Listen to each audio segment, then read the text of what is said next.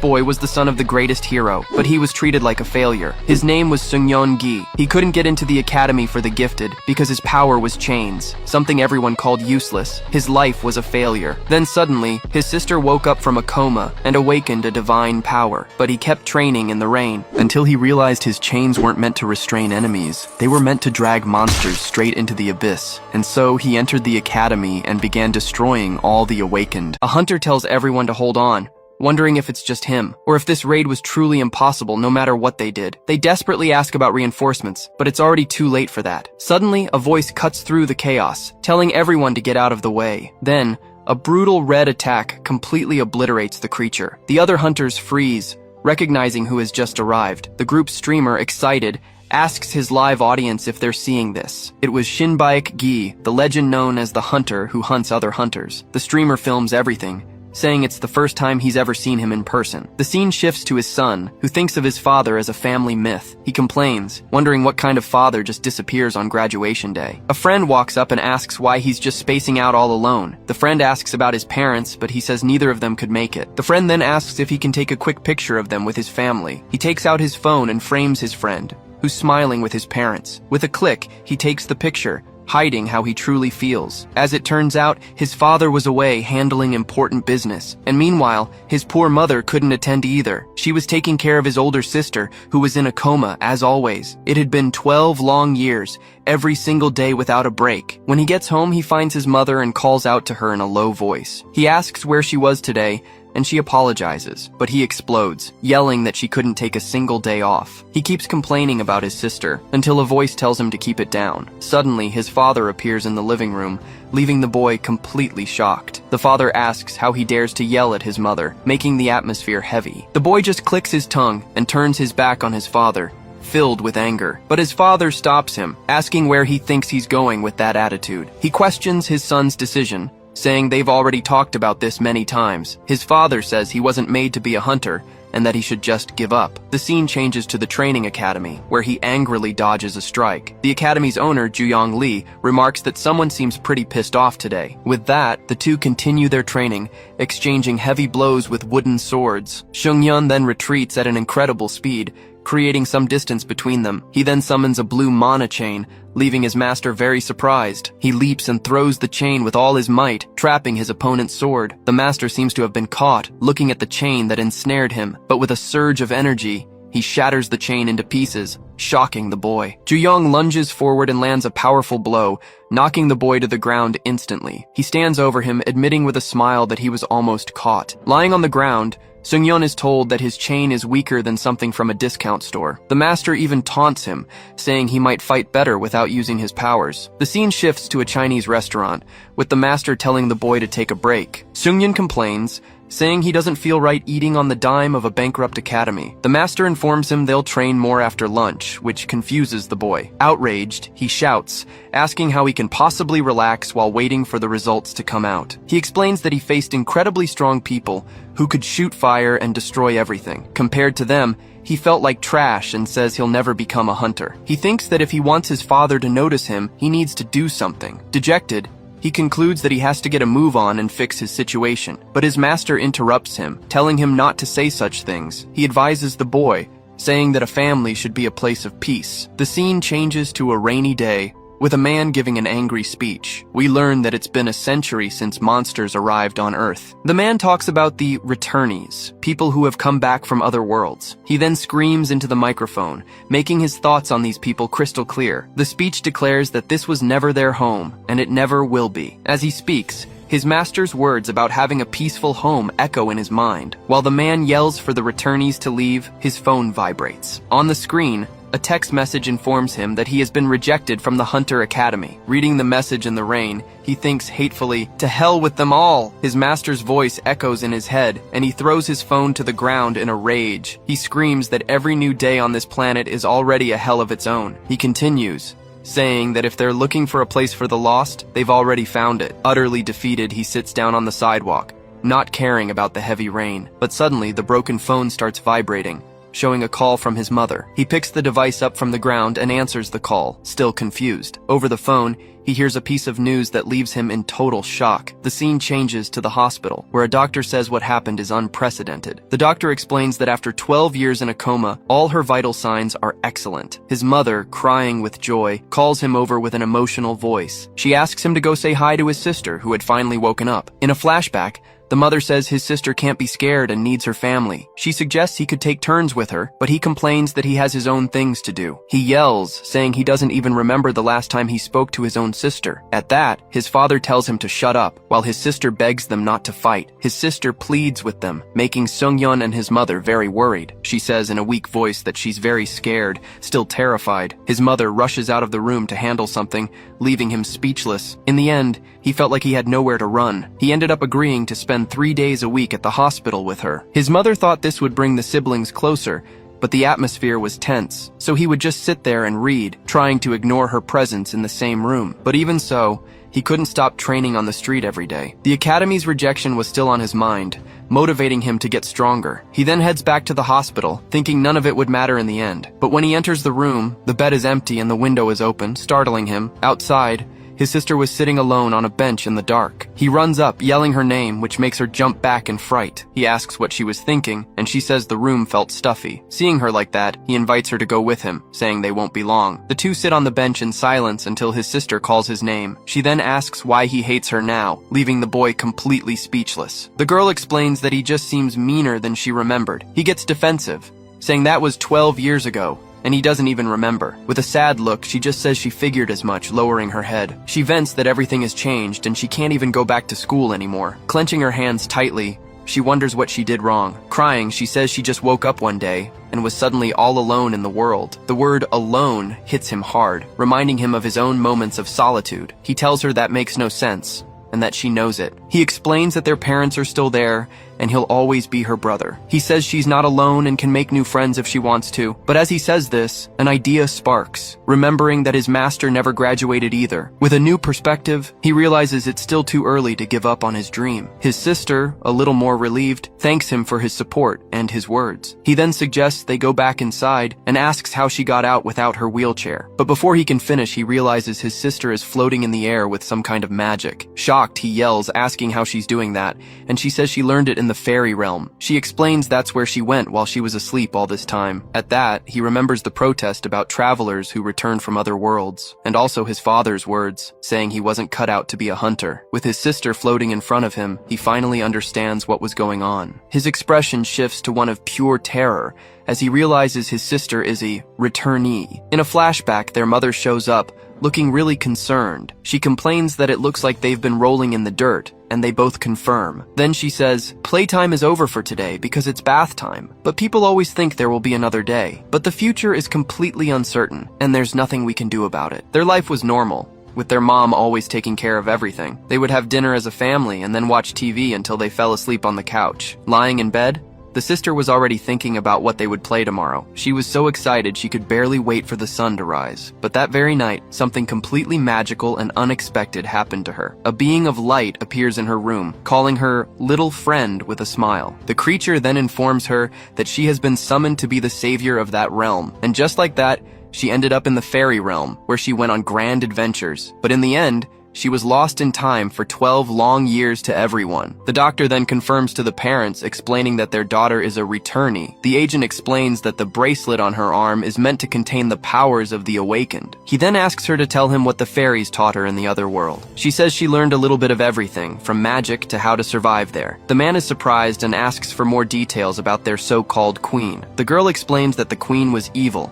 and to come back she had to teach her a lesson. But the agent interprets this differently, saying she killed the queen to escape. Frightened, she yells that there's no way, that she would never do something like that. The guy doesn't believe her, and says a returnee's abilities are a danger to everyone. He continues, explaining that every returnee who comes back claims to be a hero in another world. Seung-yeon, hearing all this, realizes his sister might be as strong as an S-rank hunter, and that no matter how safe the powers seem, they could have changed upon her return. The agent then informs the mother that, from now on, her daughter is forbidden from using magic, and that the next day, a government hunter will be sent to watch the girl. Seung-yeon leaves and picks up an envelope, which thanks him for his evaluation. And to his surprise, the results say he passed the test and was accepted into the academy. But the results also stated he was deemed unfit for combat against monsters. His mana streams were too fragile and vanished too quickly, having no effect. Because of this, he was evaluated as an F-rank hunter, the lowest of all. Just then,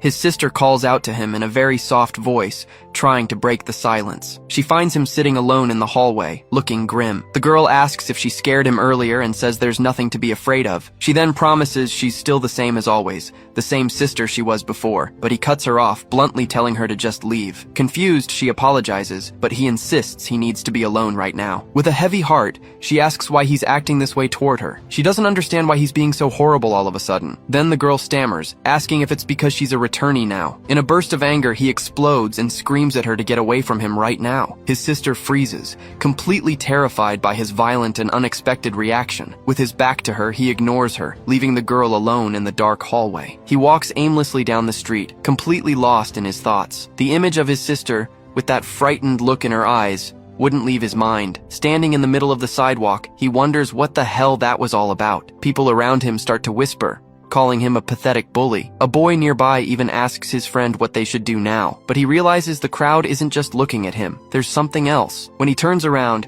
he sees his father, covered in blood and surrounded by reporters. The scene cuts back to the hospital, where his sister was alone in her room at night. She was looking out the window, while he suffered under the weight of his own words. The girl remembers what her brother used to be like, a happy, smiling little boy. She just wished things could go back to the way they were before. With a heavy heart, she decides to leave and goes to the room's window. Using her powers, she floats over the city, flying far away from the hospital. She then arrives at the abandoned playground, which was their favorite spot. The place that was once full of joy was now completely ruined by time. Crying, she just wanted to turn back time, begging for a second chance. She thinks she's still the same, but two suspicious figures appear behind her. Startled, she yells, asking who's there, and one of them tells her to calm down. The guy then asks if anyone warned her to stay away from this place. He explains that a dungeon break happened here, which is why it's dangerous to walk around at night. They offer to show her the way out, but she refuses, saying she knows the way. But then, a third guy comes up from behind and smacks her on the head with a club. The attacker then warns that she's his, while the others complain about his attitude. One of them grumbles that there's always an idiot who can't wait his turn. Suddenly, the attacker asks what's going on, feeling a strange energy. One of his partners warns, shocked, that the girl is getting up from the ground. With her face bleeding, she wonders what the hell just happened. His friend teases the guy, saying the hit was weak since she barely bled. Seeing them approach, she screams desperately, telling them to stay away. Just then, a new voice emerges and tells them to stop, threatening to shoot if they take another step. The guys mock her, saying she must have escaped from an asylum. At that moment, she remembers a spell book she found in the other world. One of the spells was Sagittarius Ray, and a symbol glows in her eye. It was explained that the arrow was large, but that it wouldn't kill anyone, no matter what. The magic was only meant to turn the targets to stone, to make them sleep for a while. But suddenly, a burst of blood erupts, shocking the attacker. She then remembers the warning, that powers can change upon returning. When she opens her eyes, there's a hole in the man's stomach, and the man falls flat on the ground, with a huge hole in his stomach. Looking at her own stained hands, she doesn't understand what just happened. The scene cuts back to the father,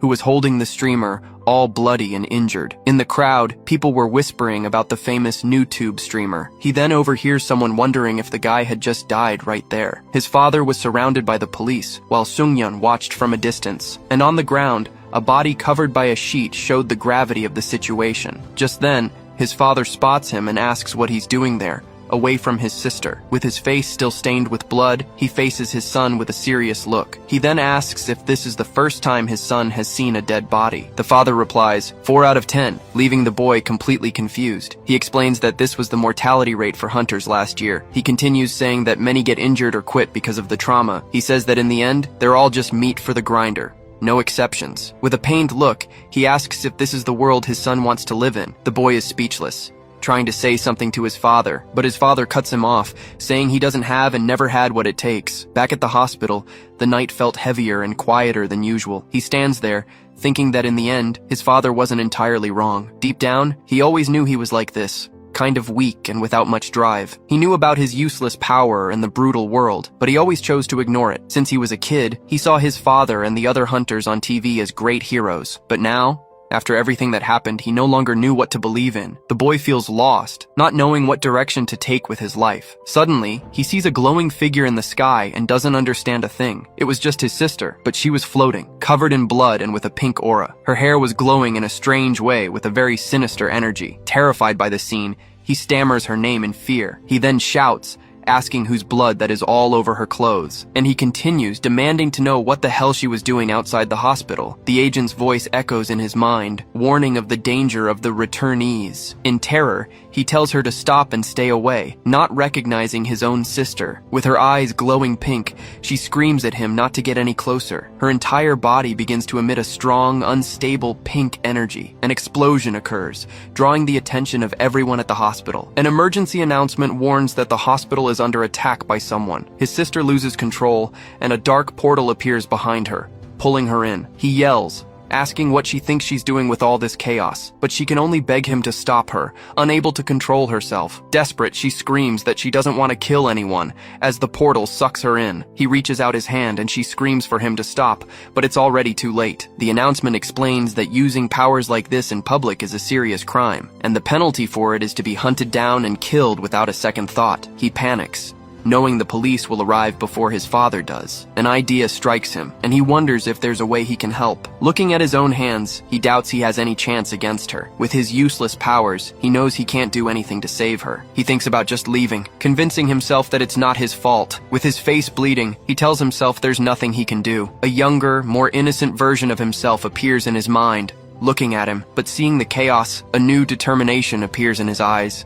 changing everything. His sister floats in the air, screaming desperately that she can't take this pain anymore. She says it's not her, that there's nothing she can do to stop this. He then shouts her name, trying to get her attention amidst the chaos. Just then, he charges through the energy bolts, risking himself to get close to her. He yells for her to wake up, to snap out of that crazy trance once and for all. His voice seems to reach her, and she recognizes him for a brief moment. His father's words about being meat for the grinder come rushing back to his mind, but he shouts that he already knows that, and that hunters risk their lives for others. He then asks her to calm down, to try and control herself just a little. He explains they were warned this could happen, and that she just needs to take a deep breath. She wonders why he's risking his life, since she's not even the same person anymore. A voice in her head asks what's wrong with being different from others. In a vision, she remembers her first encounter with the fairy in the other world. The creature says she's a heroine, but the girl strongly doubts it. She cries, saying that here she's nothing, just an adult who lost everything, and that now she's a danger to everyone, blaming herself for the guys from earlier. But the fairy assures her it's not true, that everyone hates her now. With its chains glowing, the creature explains what it takes to be a hero. It's about risking your life to save someone even when you're terrified. The fairy then says that her home is here, and this is where she truly belongs. As the chaos subsides, he hugs his sister on the ground, surrounded by the police. He holds her tightly in his arms as she cries uncontrollably, relieved. He remembers when he was a child, and deep down, he always knew he could. But suddenly, his father's figure appears among the police officers and calls out to him. From a distance, the newcomers watch, not understanding what the boy just did. We're told something terrible happened, but the police made sure to cover it up. And behind it all, another, even quieter story was unfolding. We see So-yeon alone in her room, a place filled with trash and bloodstains. A guard then opens the cell door, announcing that her visitors have finally arrived. She then walks down a white hallway, escorted by a guard and 2 other people. So-yeon could only think of her mother, who had cried so much during their last visit. She then arrives at the visitation room, unsure of what to say or how to act. Suddenly, she looks up and sees her father, who was staring at her with a very serious expression. The two sit down across from each other, and she nervously tries to speak to her father. But before she can apologize, he interrupts her, saying he's there to get her out. Her father then reveals that a woman read her memories to find out the truth. The scene shows us a flashback of So-yeon fighting with a powerful blue aura. He explains that the attackers struck first, leaving her with no other choice. So-yeon is completely confused by the terms, not understanding what any of it meant. Her father says she did nothing wrong, but she insists that she hurt people. But he calms her down, explaining that the guys are alive thanks to people with healing powers. He finishes by saying that the most important thing is that she didn't kill anyone that day. And So-yeon begins to cry, thanking God and saying she was so relieved. Her father watches her reaction with a thoughtful and somewhat distant look. The scene changes, and the woman with glasses asks Mr. Gi how the conversation went. He replies that it went as well as it could have considering the situation. She informs him he'll have to pay a fine, but he says it's a small price for his daughter's freedom. The woman then asks if he's sure, because the girl will find out the truth one day. She reminds him that the thug his daughter attacked with her power didn't survive. Her father just says he hopes she's prepared when she finds out the whole truth. Then,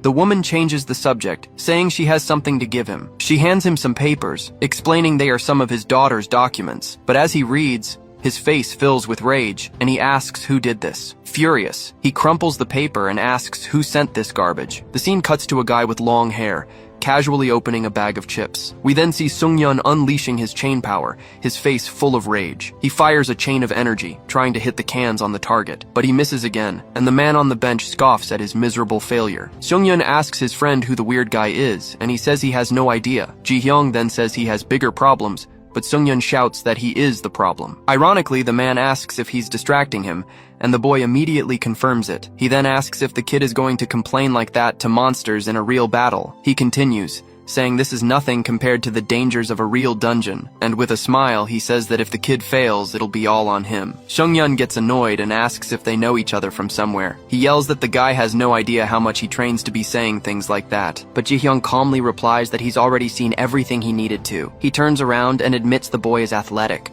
which really surprises the kid, but adds that he's garbage at mastering the techniques, shocking the boy. Ji-hyung explains that no one taught him about the inner strength that manifests the chains, and he finishes by saying he needs precision, not more useless, raw power. He then asks if the kid wants to see how a professional makes it look easy. Using his power, he flicks a chip through the air, hitting the can with perfect precision. Young's jaw drops, unable to believe what he just saw. He's shocked by the incredible control, since the chip didn't even break. Sung-yeon thinks he knows the guy, who says that he doesn't realize his own potential. He then offers a strange item, saying he wants to test it on the boy's chain. Upon contact, a green light glows and he smiles, as if he's discovered something. Then, he asks if the young man remembers what he did at the hospital that day. He continues, saying he remembers the moment the chain touched his sister. We're shown that the chain nullified the girl's power as if it were nothing. He explains that this ability is unique and that it's the true potential of the chains, but he warns that without learning to control it, his power is useless. Sung-yeon gets irritated with all the talk and asks once and for all who the hell he is. The man then introduces himself as Ji-hyung Chai,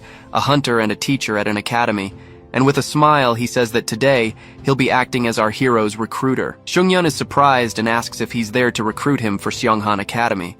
He says he already failed the test, but Ji-hyung tells him that his recommendation is enough. With a smile he says the boy earned it, and now he just has to make a choice. He then pressures him, asking if he's going to stand still or come with him. Without a second thought, Sung-yeon shouts that he'll definitely go with him. The boy asks with all his conviction to be taken to the hunter school. Ji-hyung then extends his hand and welcomes his newest freshman, and suddenly a folder flies toward Ji-hyung, who blocks it with another folder. Out of nowhere, Gi appears with a red aura, startling Sung-yeon. Gi glares at Ji-hyung and demands that he explain himself right now. With a furious look, he asks what kind of joke he thinks he's pulling. Ji-hyung, all sweaty and scared, replies that he should be asking him the same thing. Ji-hyung faces the man in the suit, remarking that he needs to take better care of those wrinkles. He continues to mock him, but the man in red tells him to explain himself right now. Sung-yeon wonders if they know each other, and Ji-hyung says it's his job. He explains that he scouts for promising students, like the man's children with their unique powers. Shin-baek then yells that his daughter is a child and won't fit in at a school like that, but Ji-hyung uses his words against him, saying he himself heard she would adapt. He warns that the girl is out of control and could go off at any moment. He insists she needs special training, but her father says the decision is his. Shin-baek thinks the whole idea is a load of nonsense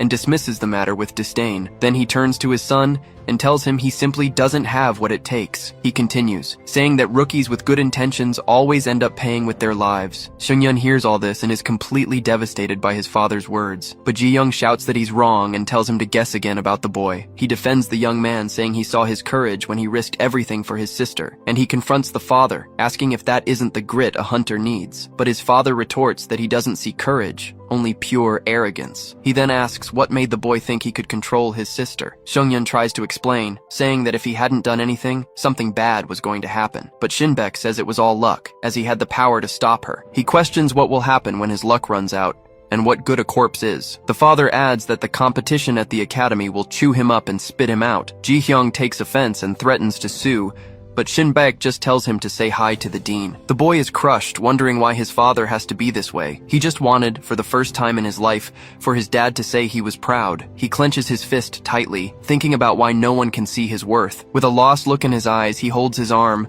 feeling the weight of that humiliation. Just then, his friend comes up from behind, congratulating Seungyeon on his achievement. Seungyeon keeps looking at his father with a very sad and dejected expression. Young congratulates Seungyeon, saying this brings him one step closer to his dream. Seungyeon is still down, but his friend tells him not to think too much about it. Young sincerely says that he sees him and believes in him. He grabs Seungyeon's arm, saying he sees the incredible things he's going to achieve, and he also sees all the hard work the boy has already put in to get here. With a determined look, he asks who cares what other people think anyway. He then confronts the boy's father, telling him he knows nothing about his own son. Shin-baek then understands everything, and says he now knows why his son is so obsessed with this. With a furious look, he says his son's friend was the bad influence all along. He accuses Ju-young of filling his son's head with a bunch of nonsense. Suddenly, Seungyeon slaps himself across the face, shocking everyone. Seungyeon thanks his friend and says he can see things more clearly now. He then admits his friend is right and that he really used to be like that before. He confesses that at first he just wanted to be like his father someday. He wanted his father's approval, but now he wonders if his dad only saw him as a loser. But he says that on that day at the hospital, something finally shifted inside him. He realizes there was never a reason to be ashamed of who he truly was, and with this newfound certainty, he finally knows which path he wants to follow in life. Seungyeon then shouts that he's going to be a hunter, even if it makes them enemies. His father hears all of it, with an expression of pure rage on his face. With his eye glowing, he simply says he understands his son's decision. He then says there's no point in trying to convince him,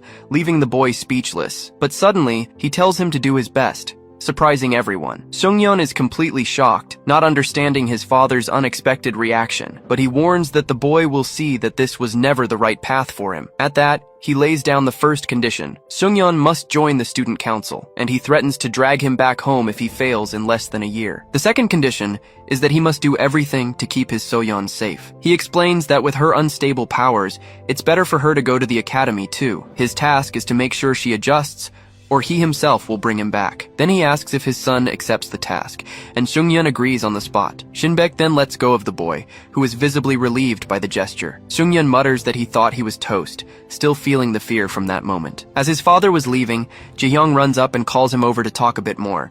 He questions if the student council condition wasn't a bit too harsh for the kid. Ji-hyung shouts that only the best get in there, and that Seungyeon doesn't stand a chance. But his father says he should expect it since he wanted to be a hunter. Shin-baek then stops walking and calls Ji-hyung by his name very seriously. He confesses that he never wanted anyone, especially his children, to follow in his footsteps. Ji-hyung is shocked by the revelation, not knowing what to say to him. Time passes and his sister, Soyeon, receives her special admission letter. And as March arrives, they all head to the academy on a giant ship. The scene changes, and we see Seungyeon training alone, honing his chain powers. He remembers that in the beginning, he just wanted to be a strong hero like his father. Ji-hyung then thinks that maybe he was the one who lured the boy into this life. And so, the two siblings board the ferry, beginning the journey of their lives. The scene shifts to a flashback, where a little boy asks his mom what's happening. He hugs his mother in fear, wanting to know if the man up there knows they're here. Looking up at the sky, the boy sees the silhouette of a hunter floating amidst the chaos. The mysterious hunter then points at them, releasing a terrifyingly powerful aura. Panicked,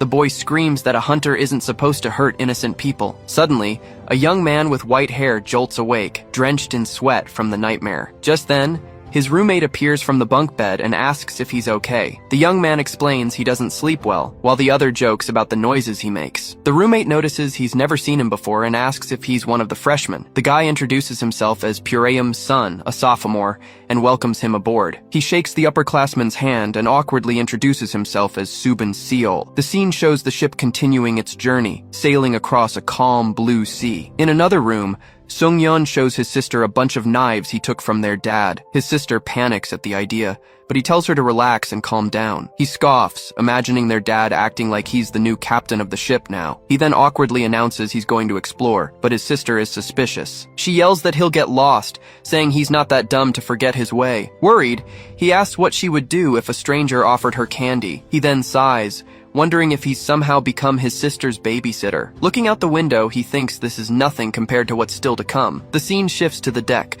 where a blonde guy is talking about the start of a new semester. He explains that befriending the right freshman makes life a lot easier, but with a serious look, he says it's a mistake to think that's the only reason they're here. Staring at Pureum-san, he warns that the kid is nothing but a newbie in his eyes. Pureum takes the compliment, but nervously asks what the point of all this is. The blonde guy then says that befriending a freshman is great, but it's not enough, and he adds that it's only worth it if he brings girls to the isolated island. He complains that he wants some romance, while Subin introduces Ujin-jeon to the others. Pureum says that was his first mistake, and that's why he was already keeping an eye on someone else. Ujin's cuteness radar goes off when he sees a girl feeding the seagulls. Soyeon tries to give them some chips, wondering if they'd prefer the spicy flavor, but the bag slips from her hand, and the girl panics over her blunder. In the blink of an eye, Ujin appears out of nowhere and catches the chips in a swift move. He then hands the bag back to her with a charming flair, leaving the girl a bit confused. She thanks him and calls him a hero, making the boy's heart race instantly. Ujin tries to be cool and says it was nothing,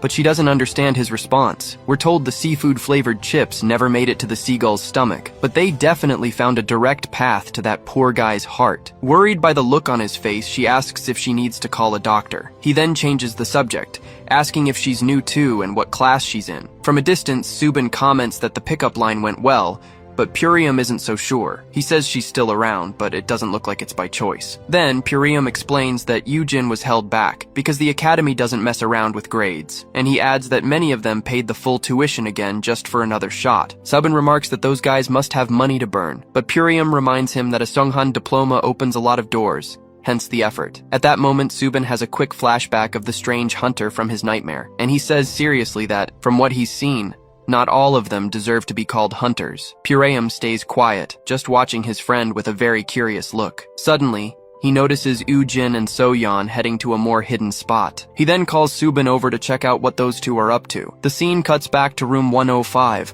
where Sungyeon was reading a book peacefully. Suddenly, his sister comes in with Ujin, looking very frightened by the situation. She yells about a dangerous stranger and that the weirdo gave her chips back. Ujin is completely stunned, shocked at being called a weirdo in front of everyone. She keeps explaining that the guy kept asking if she had a boyfriend. Seungyeon's expression darkens when she says the guy touched her without permission. Outside, Pureum and Subin wonder if he went into her room, but the next second, the door flies open and Ujin is thrown out violently. Ujin, lying on the floor, pleads for calm, saying they can talk things out. But Sungyeon charges at him full force while Pureum tries to break up the fight. Subin then arrives, wondering what the hell that idiot Ujin did this time. It's then revealed to everyone that Soyeon was in a coma for 12 long years. At that, Pureum grabs Ujin, screaming that the girl is a child and telling him to beg for forgiveness. The scene changes, and they're all sitting in the cabin, with Pureum apologizing for the punch. He then asks Seungyeon's age and finds out he's the same age as Subin. With a smile, Subin introduces himself and says it's a pleasure to finally meet him. Seungyeon replies awkwardly,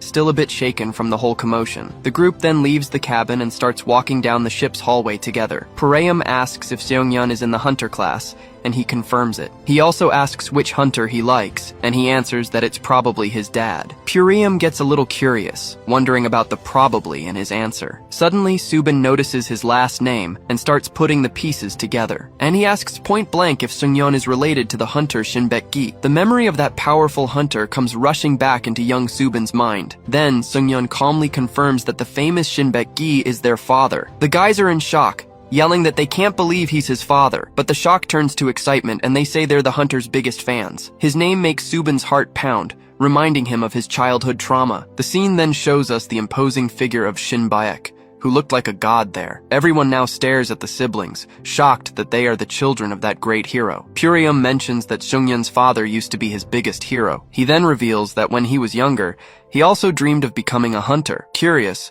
Sungyeon asks if that means he's not studying for it anymore, but the boy explains he's an engineering nerd, since his E rank prevented him from becoming a hunter. Hearing this, Sungyeon thinks his own case is worse and decides to keep his mouth shut about his F rank, but his sister ends up telling everyone that he got into the hunter's class even with an F rank. The revelation leaves everyone shocked, and Sungyeon panics instantly. He desperately tries to deny it, but his sister confirms it's all true. To shut her up, he grabs the girl's head with both hands. He then messes up all her hair leaving the poor girl completely dizzy. He shakes her all over the place, yelling at her to keep her trap shut. Purim calls out to him, trying to get his friend to stop the whole scene. He then says the rank doesn't matter, and that with hard work, anyone can be a hunter. Purim stays quiet for a moment, just watching Seung-yeon with a slight smile. And Subin seems to appreciate his words, showing a new respect for the boy. The ship continued on its course, with everyone having fun and passing the time, but Seung-yeon was walking on the deck, looking extremely bored. Suddenly, he spots Subin leaning against the railing, staring intently at the sea. He approaches and asks if the white-haired boy is seasick or something. Subin replies that it's something like that, keeping his gaze fixed on the horizon. Just then, a seagull lands on the railing between them, catching the attention of both boys. Seung-yeon takes the opportunity and asks what made him want to become a hunter. He tries to answer by mentioning his father, but Subin immediately cuts him off with a warning. He asks for a real answer, wanting to know what made him believe in hunters. Seung-yeon gets a bit awkward and ends up confessing he's never really thought about it. Subin just listens in silence, showing no reaction to his answer. Seung-yeon then comments on people who get into this life without much thought, and Subin adds that they're just seeking fame and glory in the end. He agrees that some might be like that, but he doesn't sound very sure of his answer. But Subin says they don't get it, because with great power comes great responsibility. Subin says that's why he can't stand hunters who don't take the job seriously. Seung-yeon then turns the tables and asks what made him want to become a hunter. He answers that he wants to save everyone, not just a lucky few. Our hero just nods while calmly scrolling on his phone. That's why Subin warns him now that Seung-yeon doesn't belong in that school. He's completely confused and asks what he meant by that. Subin then says that the chance of awakening a power is almost astronomical, and that once a rank is set, changing it is as hard as changing fate. Seung-yeon then thinks that being a hero isn't cheap because of the tuition. The white-haired boy accuses him of being lucky enough to have his daddy's money. He continues saying Seung-yeon used that cash to buy his spot there. Angry, he tries to defend himself,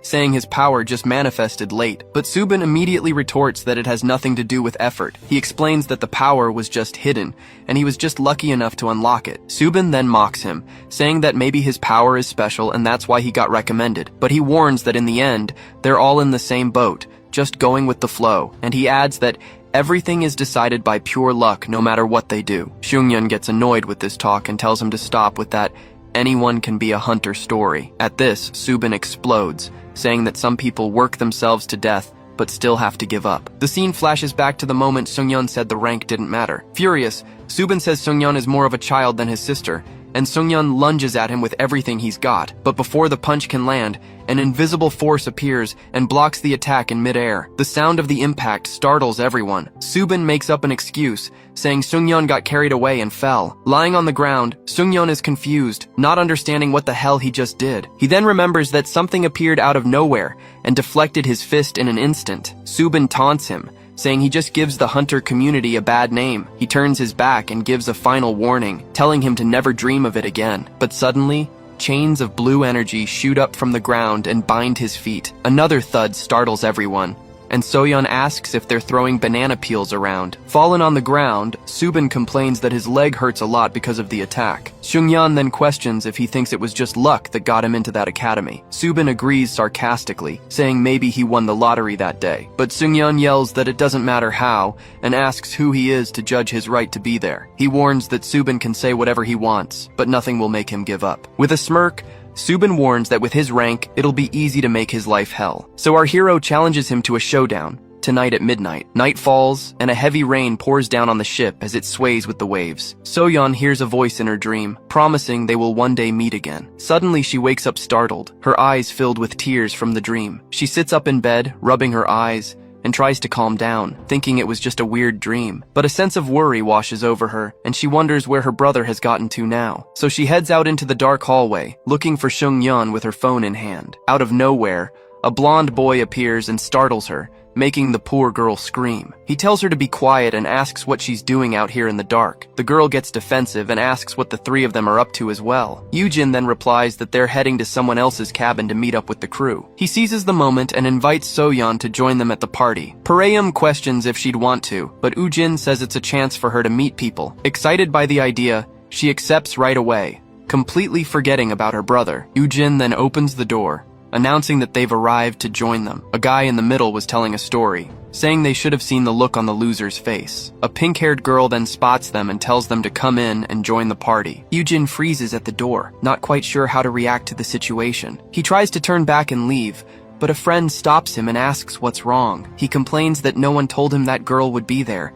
making him really annoyed. But Soyeon doesn't even notice the drama and is just thrilled by the amount of snacks. Parayam tells Ujin to stop the drama, since he was the one who invited her. The upperclassman then calls Ujin over, telling him not to just stand there and to come sit with them. He ends up giving in, thinking that whatever happens, happens. Ujin then introduces Soyeon to the girl, saying she's one of the new students. With a smile, the girl gives a friendly hello to everyone in the room. The upperclassman gives a somewhat forced smile and says, "The pleasure is all hers to meet her." Puriam watches the whole interaction with a very suspicious look on his face. He then asks Soyeon about her brother, and she says he was already gone when she woke up. At that, he remembers that Subin also disappeared, and that something strange happened on the deck earlier. Parayam wonders what's going on between those two as the rain continues to fall. On the court, Seungyeon asks Subin what he wants, standing under an umbrella. He then makes fun of Subin's outfit, who was wearing a very large raincoat. The boy replies that it's a poncho, and Seungyeon says sarcastically that he already knew that. He then asks if Subin is going to fight like that, and he confirms, because of the rain. Seungyeon retorts that his umbrella is even less practical for a real fight. The two of them stare each other down with hatred, ready to start the fight at any moment. Subin can't believe the kid's audacity, and asks if he's being serious. With that, he summons a cube of water, showing that he's also ready to fight. Our hero then manifests his energy chains, unintimidated by the power display. Subin explains that with the rain and the sea, his water spirits become stronger. Seungyeon breaks into a cold sweat, realizing he's at a huge disadvantage here. The white-haired boy warns him that he'd better give up before he gets hurt, but Seungyeon throws the umbrella aside and says he's the one who started all this. Subin then closes his eyes and tells our hero to do as he wishes. Subin's water cube then changes shape, leaving our hero very confused. Then he unleashes a giant wave of water, coming straight for Seungyeon. The attack nearly hit him, but the protagonist dodged at the last second. Subin is surprised by what he sees, as Seungyeon prepares to attack. Angrily, he attacks with his chains, spinning them for a powerful blow. But Subin defends himself with the water and says his attack wasn't half bad, and with a single blow he shatters our hero's chains, calling him a loser. He continues to mock him, saying his trick is weaker than a bicycle chain. Seungyeon then realizes he's using more than one water spirit at the same time. The white-haired boy says the chains are as useless as Seungyeon himself, and he adds that they can't hurt anyone, nor can they truly protect anyone. With a look of pure hatred, our hero decides he's done playing defense. He then charges at Subin, swiftly dodging the water attacks. As he does, he spins the chain in his hand, preparing to use a new kind of strike. But Subin just smirks, asking if he's going to use the same old trick again. Subin defends against the attacks and asks if he's going to use the same move all night. He then points out that he hasn't even had to move, showing the power gap between them. Tired, Seungyeon is left panting, and Subin says this just proves he doesn't belong at the academy. But our hero doesn't care, shouting that he doesn't give a damn if he hasn't moved an inch. With a smirk, he says that's more than perfect for him. Just then, a chain erupts from the ground and snares Subin's feet, leaving him completely surprised. Seungyeon then yanks with all his might, and Subin panics, screaming, "Not again!" Seungyeon pulls him with full force, and slams Subin right into the metal fence. Subin asks if he's just going to keep using the same move, but Seungyeon replies that he will, because it's the only move he knows. Seungyeon stares at Subin on the ground, taunting him that he doesn't look so powerful now, but Subin snaps back saying Seungyeon isn't all that great either. Then Seungyeon tells him to take a look at himself, since he got his ass kicked by a mere F rank. Subin gets furious at the taunt, with nothing to say back right now. He then admits the kid's right, and decides it's time to fight for real. Seungyeon's reaction is one of pure surprise, not understanding what's happening. The scene cuts to Juyong, who yells in shock that it's just too overpowered. We're shown that the character drawn was an SSS rank summoner. A girl comments that he got really lucky, but he replies it was just beginner's luck. Soyeon then asks Parayam what game this is, and he finds it strange that she doesn't know it. She even compares it to Monopoly, but he explains it's a game only for the awakened. The game scans your abilities to create the character, and just then, they call Purium to play. He approaches the table, and, without wasting any time, presses the button to start his turn. With his finger on the scanner, the device begins to scan player 4's abilities. The result is a B-rank mage, and Parayam says the character even looks like him. Yunbi comments that they use these games to train, and So-yeon understands why her brother brought the console. With that, Yoo-jin invites her to try too, and she hesitantly accepts. But when the piece falls into her hand, nothing happens, and a silence falls over the room. She then asks why hers isn't glowing, leaving Pureum confused and speechless. Yoo-jin says he's never seen this before, and a girl suggests her power is too weak for the sensor. Suddenly, an error message pops up, stating it cannot analyze her abilities. The system then begins to re-evaluate the player, leaving everyone in suspense, and the result shocks everyone, as the game suggests she might be a homecomer. The device announces it will grant a hidden class, and the group freaks out at the news. Yoo-jin turns to her, desperately asking if that information is true. The scene cuts to a flashback, where So-yeon seems worried about her condition. Ji-hyung Chai appears and advises her, telling her not to tell anyone about her powers. She's confused by the warning and asks why she should hide something like that. He explains that homecomers bring a lot of trouble, just like the 12 years of her life that she lost. Then, he continues, saying that many of them end up turning to a life of crime. And to make matters worse, they're so strong they're like walking natural disasters. He finishes his advice,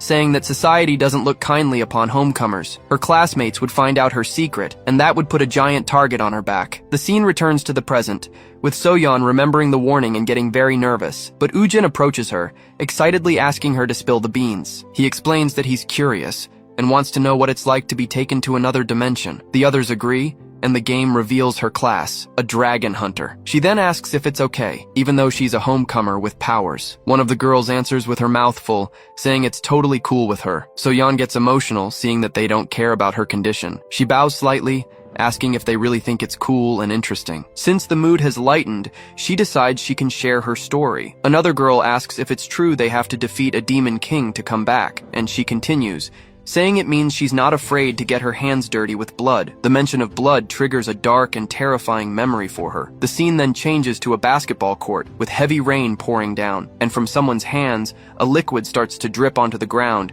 creating a suspenseful atmosphere. Subin stands up, admitting he knows what it's like to have more skill and still lose. And even with all the strategy, he still ends up on the ground, because he's not good enough. Seung-yeon gets up angrily, but Subin tells him not to be so hard on himself. He explains that the universe is unfair, and effort can't beat someone who was born with power. While some give up because of a low rank, others get everything handed to them on a silver platter. Subin says this applies to everything in life, because hard work alone has its limits. Subin then warns Seung-yeon that the monsters will be much worse than he can imagine. The only thing he'll learn there is a lesson in pain and suffering. But Seung-yeon cuts him off, asking if he thinks his father is an S-rank hero. Subin reveals that his father wasn't even an A-rank hunter at the beginning, but he acknowledges that Shinbek achieved more than anyone, clearing S-level dungeons. Seung-yeon admits painfully that he hates to say it, but his father saved many lives, and he yells that his father worked his ass off to get where he is, that it wasn't just handed to him. He doesn't care about being F-rank, and tells Subin not to tell him what he can or can't do. Subin then agrees and says that since he knows so much about his father's work, maybe he's heard about the S-rank portal that appeared in Mapo 7 years ago. In a flashback, Shinbek-gi glares at him, irritated, asking where he's going with this story. Seung-yeon yells that it has nothing to do with it, but Subin says not everyone died to the monsters. He shouts that he already knows a hunter killed some of the victims that day, and he continues, saying no one holds a grudge for what happened, considering the chaos. Seung-yeon tries to defend his father, saying he had no choice in that situation, but Subin cuts him off, shouting and asking if his sister had a choice. He reveals with hatred that she was just a child when Seung-yeon's father killed her. The revelation leaves Seung-yeon in shock, unable to say a single word. Subin accuses him, saying this isn't some small sacrifice for the greater good. He points at Seung-yeon, asking what's the point of a hero who doesn't try to save everyone. The stare down between them grows tense, and Subin says the decision is now his. He needs to hear it from him, to know what he's really fighting for. Subin asks what kind of hunter he wants to be, after all the effort it took to get here. The two of them stand on the court, facing each other in a heavy atmosphere, and suddenly, a mysterious silhouette appears, watching them from nearby. One of the girls says this means So-yeon isn't afraid to get her hands dirty with blood. Pareum tenses up as the girl asks So-yeon if she's right about that. So-yeon is speechless, stammering at the incredibly direct and intimidating question. Desperately, she yells that she really needs to use the bathroom, trying to escape the situation. With her made-up excuse, she stands up in front of everyone to run away, and without waiting for a reply, So-yeon just hurries off, leaving the group behind. The pink-haired girl starts laughing, finding the excuse she used to escape amusing. She then asks Purium where he found So-yeon, but he tells her to take it easy on her. Miju doesn't stop, asking what class the new girl is in, if it's magic engineering. Yujin and Purium explain that she's in the hunter division, leaving the blonde guy completely surprised. With a wicked grin, Miju comments that things are going to be tough for Soyeon then. She turns to the group, warning them that in the hunter class, you don't just learn to fight monsters. The scene cuts to Subin, who recalls that hunters are killers who sometimes take lives. Miju reinforces that everyone there knew the rules when they enrolled at Seonghan. The others fall silent, processing the tension that suddenly filled the air. Miju scoffs again, asking if anyone wants to bet on how long the newbie will last. Far from the group, Soyeon wonders to herself, not understanding why she just ran from the conversation. She thinks she could have just said she'd never killed anyone,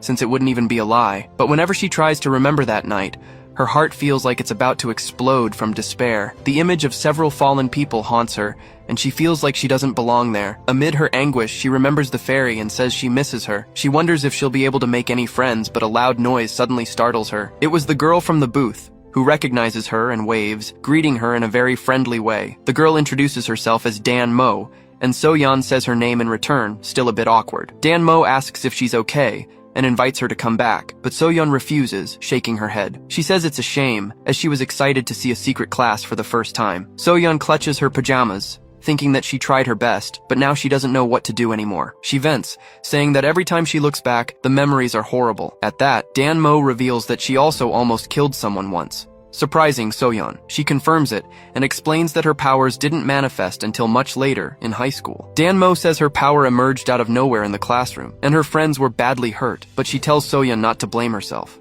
because feeling bad about it won't do any good. And she says the best thing to do is to make sure something like that never happens again. The scene cuts to a flashback, and Soyeon remembers when she called out for someone named Sion. She asks him about a giant rock that was blocking the path earlier, but Sion replies that he didn't move anything. He just had a long talk with the rock. The rock is shown crying waterfalls with a very sad expression on its face. It's explained to us that the rock spoke the language of sorrow, and he answered with his own. With that, the rock felt better and simply rolled away, continuing on its path. The two of them watch the rock move away, leaving a trail of tears in the snow. Sion then teaches that everything in the world, in the end, sheds the same tears of sorrow. Back in the present, Dan Mo says that's how people understand each other and become friends. Soyeon finally smiles and thanks her for all the advice she received from her new friend. Dan Mo is happy, and Soyeon says that now she knows exactly what she needs to do. Then she pulls her by the hand, promising that no one will ask her silly questions anymore. Suddenly, an explosion of water startles them both, and they wonder what that was. They peek through the door and hear Sungyeon talking about the portal from 7 years ago. Terrified by the shouting, they try to understand what's happening outside. Soyeon recognizes her brother, who defends their father, saying he had no choice at the time. But Subin doesn't accept the excuse and gets even more furious with his response. He then yells that his sister didn't have a choice and accuses Seungyeon's father of killing her. The revelation hits Soyeon like a bomb, and she wonders who her father killed. She can't hear clearly and becomes desperate to understand what they're talking about. Then, she puts the pieces together and realizes that Subin is accusing her father of killing his sister. Subin glares at him and asks what kind of hunter he wants to be after everything. Seungyeon remains silent for a moment, reflecting on the question he heard. He starts to answer, saying he wants to be the guy who saves everyone in the end. But he quickly admits that he'd never really thought about it until that moment, and he reveals that his reason for being there has nothing to do with saving innocent people. Seungyeon says that most people there have their own selfish goals, and he says some people are there with the simple goal of making friends at a new school. And no matter how pathetic an objective might seem, like Seungyeon wanting to be a hunter, to that person it's as serious as any other, and no one has the right to judge. Seungyeon then tells Subin that, deep down, the two of them are not so different. But Subin becomes enraged, and as he summons his weapons, he screams that they are nothing alike. He charges straight at Seungyeon, making his sister scream in despair. With a swift move, Seungyeon turns the tables and slams Subin hard onto the ground. The impact leaves him breathless, screaming in pain and shock at the sudden turn of the fight. Subin activates one of his water crystals, which begins to glow intensely. Seungyeon is shocked to see the blue energy gathering dangerously, and everything explodes in a pillar of light. The power is so immense that a beam of light shoots up from the ship and cuts through the sky. Suddenly, a bright flash appears beside Seungyeon, catching him by surprise, and in the blink of an eye, Subin's object lands a heavy blow on his head. Seungyeon falls to the ground, and a dizzy Subin gets up, complaining about the pain from the attack. He looks at his shoulder and sees one of his water spirits dissolving. He then realizes his power is fading, and Seungyeon seizes the opportunity to attack again. With a solid punch, he hits Subin's face and throws him to the ground once more. But as he holds him, he notices something strange. Subin's eyes are different. He then spots a bracelet on Subin's wrist and understands it's a power restrictor. Subin remembers the exact moment the item was placed on him during the fight, and he wonders how a freshman got such a tool, remembering he took it from his father. With his power sealed, Subin finally collapses, while Seungyeon curses in pain. He then taunts his enemy, saying it's now his turn to eat dirt, but Subin gets up again, and the two resume trading furious punches. The girls watch, terrified, unsure of what to do about the whole fight. Suddenly, a mysterious figure approaches and asks what's happening there. Seungyeon remembers that no matter how pathetic a goal may seem, it's still valid. He lands a punch, thinking that no one can say which goal is better than another. And with another blow, he declares that in the end, the two of them are no different. Subin lies on the ground, wondering if they really are the same in the end. The scene cuts to a flashback of a young Subin floating among his crystals. He sits alone in the middle of a completely destroyed and deserted city, and amidst the rubble, he sees several bodies,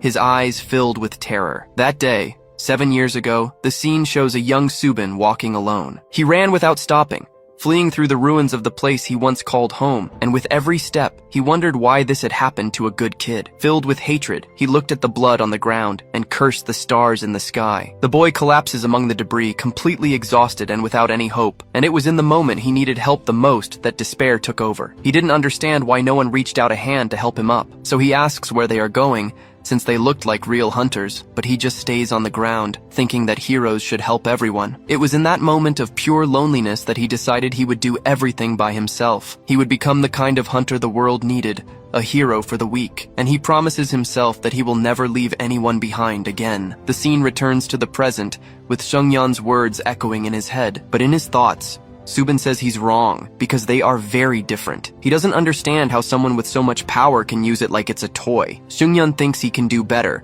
that he needs to be better than this. He then asks for a favor, wondering if it's too much to ask to take the fight a bit more seriously. With that, he admits he knows nothing about a hunter's duty or about Subin, but he questions if it's really so wrong to try and find the answers along the way. After all, he thought the whole point of being at the academy was to learn. Suddenly, the sound of a gunshot echoes across the court, startling both boys. Subin is shocked to see the gun still smoking after the loud shot. A mysterious silhouette then appears before them, with the gun raised in the air. Seungyeon asks who's there, as the figure stares at them in complete silence. The scene flashes back to a minute ago, with Subin and Seungyeon trading blows non-stop. The girls watch, terrified, not knowing what to do about the fight. Suddenly, Poreum shows up and asks what's going on up on deck. He's completely shocked by the scene, unable to believe what's happening. He asks what's wrong, and Seungyeon explains they were already fighting like this. Desperate, Poreum yells at them to stop, saying this isn't Pirates of the Caribbean. He quickly realizes they aren't listening and says they need to stop them before they kill each other. The tension makes the girl tremble as she remembers the man she killed. She decides there's no time to waste and says she's going to break them up now. Poreum asks how she's going to do that, and she replies that she doesn't know, but she has to try. He then warns her of the danger, as getting in the middle is like going to a gunfight without a gun. The mental image makes Seungyeon nervous, but she doesn't give up on her crazy idea. In her head, she imagines a scene where she simply takes their weapons and ends the fight. She says she's going to take their weapons,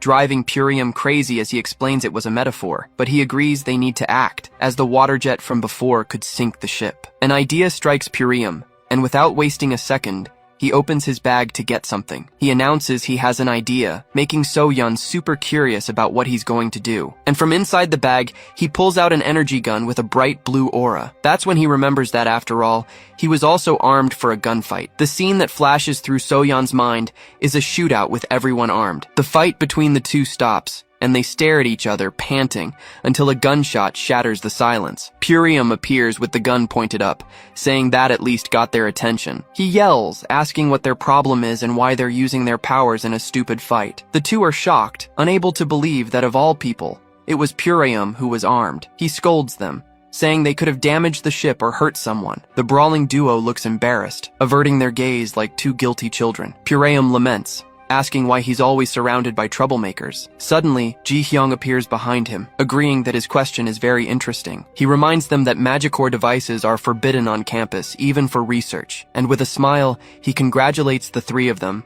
who have earned themselves a welcome punishment. Seungyeon looks completely embarrassed, thinking his fresh start is already down the drain. The scene changes to the next day, with the ship finally arriving at the island's port. Just then, Woo-jin approaches them, saying he has to admit something to the group. He jokes that you have to be a real delinquent to get suspended before even setting foot on the island. But then Subin apologizes to Pureum, who says it was his fault for pulling out the gun. He explains he was just taking the gun to a professor, which should lessen his punishment. Then Pureum says he's more worried about the two of them, as their punishment is going to be harsh. He tells them to go to their dorms, but Soyeon asks if he's not coming with them. The boys explain that they are probably in different dorms. Seungyeon then tells his sister that the island has several dorms scattered all over. A map is shown, and the girl finally understands how things work there. She just hopes she doesn't have to share a room with the girl she met on the ship. Just then, Seungyeon takes out his phone to see where they'll be staying, and finds out the building's name. Suddenly, one of the suitcases falls to the ground with a loud thud. It was Subin's suitcase. He starts laughing while Soyeon helps him clean up the mess. Seungyeon looks at his phone,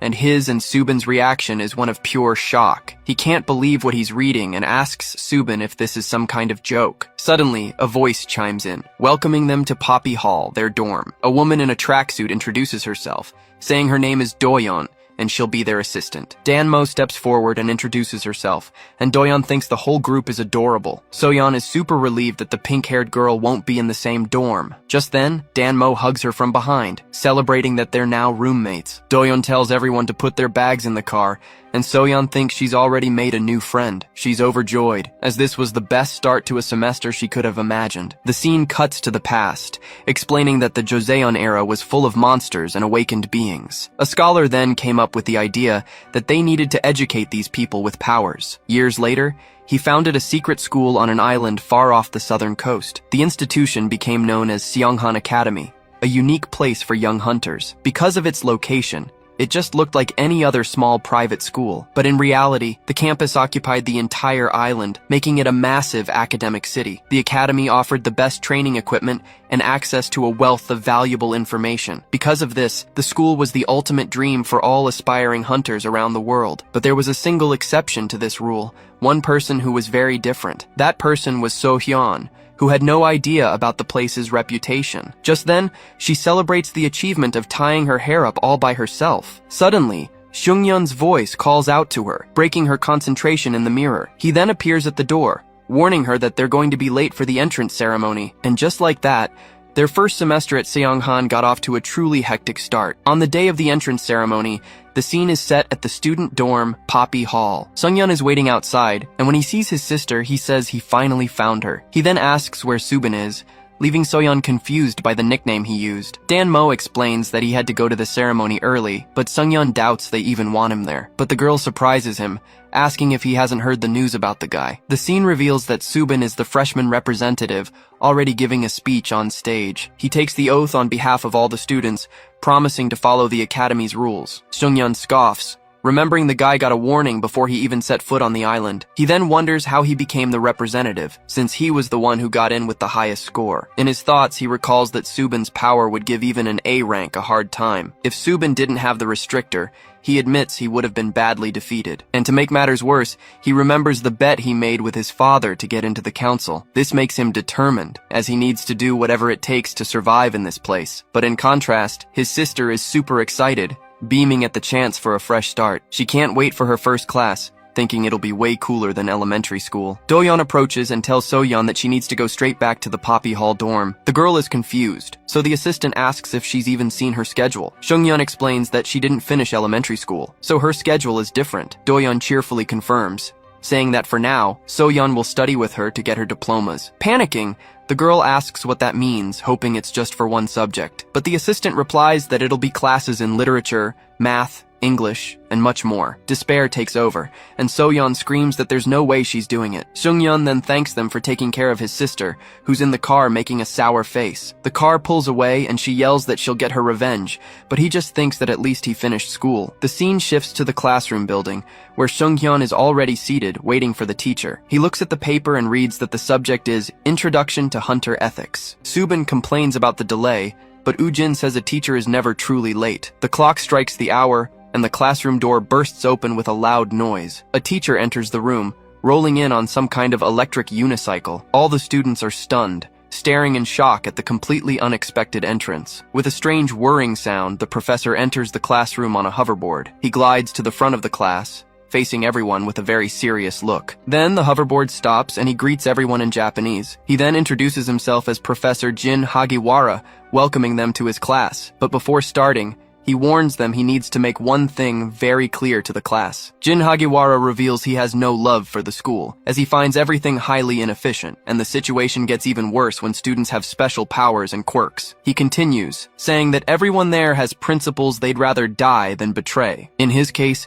Jin Hagiwara explains that he prefers to be efficient in everything he does, and with that, he uses the topic to ask the entire class a question. He questions why only hunters are sent into dungeons and not the military. The students look at each other confused with no idea what the answer could be. Jin Hagiwara then reveals the answer is because it's the most economical course of action. He explains that the cost of the army would be far greater than the profit from dungeon items. The awakened, on the other hand, are an investment with a much better return for the government. He concludes that hunting monsters has become an industry because money is the greatest superpower of all. A student reflects that this is why they're called hunters and not superheroes or saviors. But Jin Hagiwara explains that for a hunter, blood and sweat are also precious resources. He then stares at Shungyun, warning that there's nothing worse than an avoidable death from exhaustion. In other words, a hunter's life depends on good judgment in using their resources. At that, he turns and calls on a boy in the front row, who flinches at the attention. Jin Hagiwara asks his power type,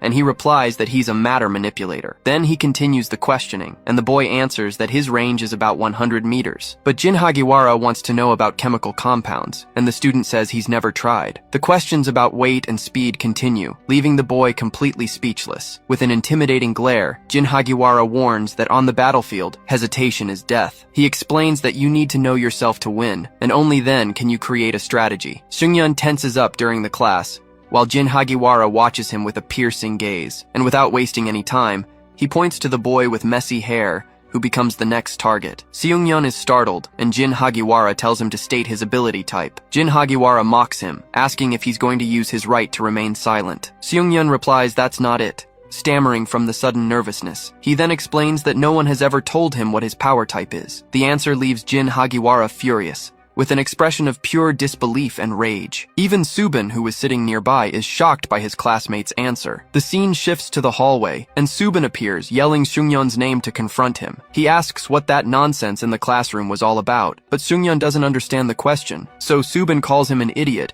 and Seungyeon awkwardly agrees with the assessment, but he defends himself, saying he never learned the technical terms or the jargon. The explanation leaves Subin even more shocked, and he tells the guy to wait a moment. He then asks if Seungyeon really knows nothing about his powers. Losing his patience, Subin calls him a loser and wishes him good luck in a very mocking tone. The other students comment on how rude that was, leaving Seungyeon standing there alone. At that moment, he only wished he had understood the consequences of his own ignorance. In his office, Professor Ji-Young Chai looks at Seungyeon-gi with surprise.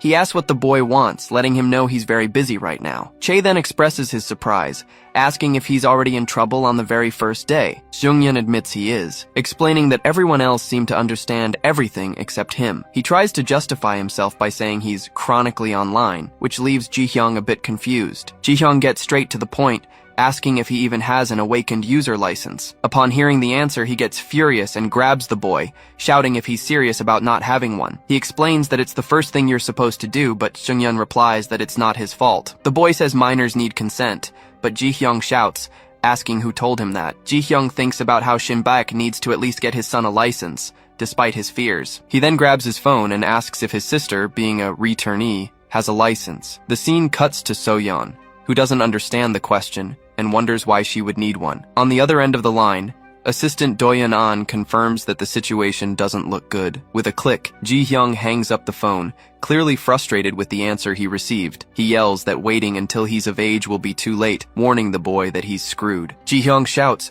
questioning how Seungyeon has trained until now, startling the boy. He replies that he only did physical training because Ju-Young said he wasn't ready for his powers. But Ji-Hyung corrects him, saying it's not that Ju-Young didn't want to, he simply couldn't teach him. It's explained that upon getting a license, Every awakened person in the world automatically enters a pact. This pact acts as a non-disclosure agreement, forbidding the user from revealing their powers. The license creates a network of chains that connects everyone, and it can't be easily broken. He warns that everything on the internet is just the tip of the iceberg, or else pure fake news. Seungyeon asks why all the secrecy, and the answer is that the powers are a danger to society. Ji-hyung explains that even a weak, awakened person can eliminate a civilian with the snap of a finger. The boy is shocked, finally understanding why Ju-young forced him to do such boring training. He complains that he wants a refund for his lost time, but Ji-hyung just watches him in silence. It's revealed to us that Chai recommended him not just for his rare power, but for the way he uses it. He finds it impressive what the boy managed to do, even with his power chained. With a smile, he says his talent is finding promising individuals and that Seungyeon is lucky to be his student. To wrap things up,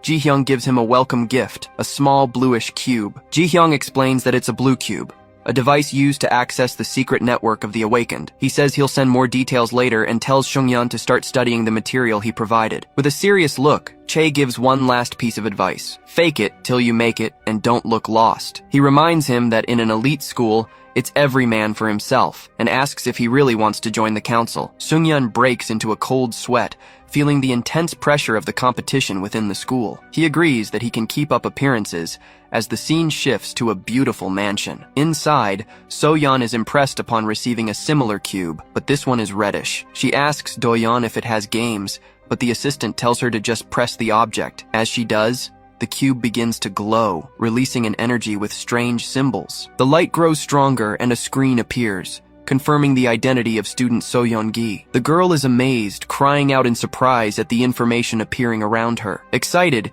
she asks if she can ask the floating device for anything she wants. The cube then answers on its own, leaving So-yeon stunned that it can talk. She gets ready to ask a question, while the assistant watches her with a smile. The scene cuts to a memory of the past about an S-rank gate that appeared 7 years ago. So-yeon gets straight to the point and asks what happened in the Mapo district 7 years ago. But the system warns that the search query is too vague, terrifying assistant Do-yeon. She tries again, explaining that it has to do with her father and someone who might have died. At this, Do-yeon nervously interrupts her, suggesting they start with the school forum to relax. The assistant insists it will be fun to see what her friends are talking about, even though the girl is confused. With that, the system begins to access the general discussion board for Seonhan Academy. The screen fills with random posts from students, with one inviting people to dinner. Another post shows a picture of a white cat, leaving So-yeon completely confused. Next, a conversation pops up making fun of a student who knew nothing in hunter ethics class. So-yeon complains that it's not fun,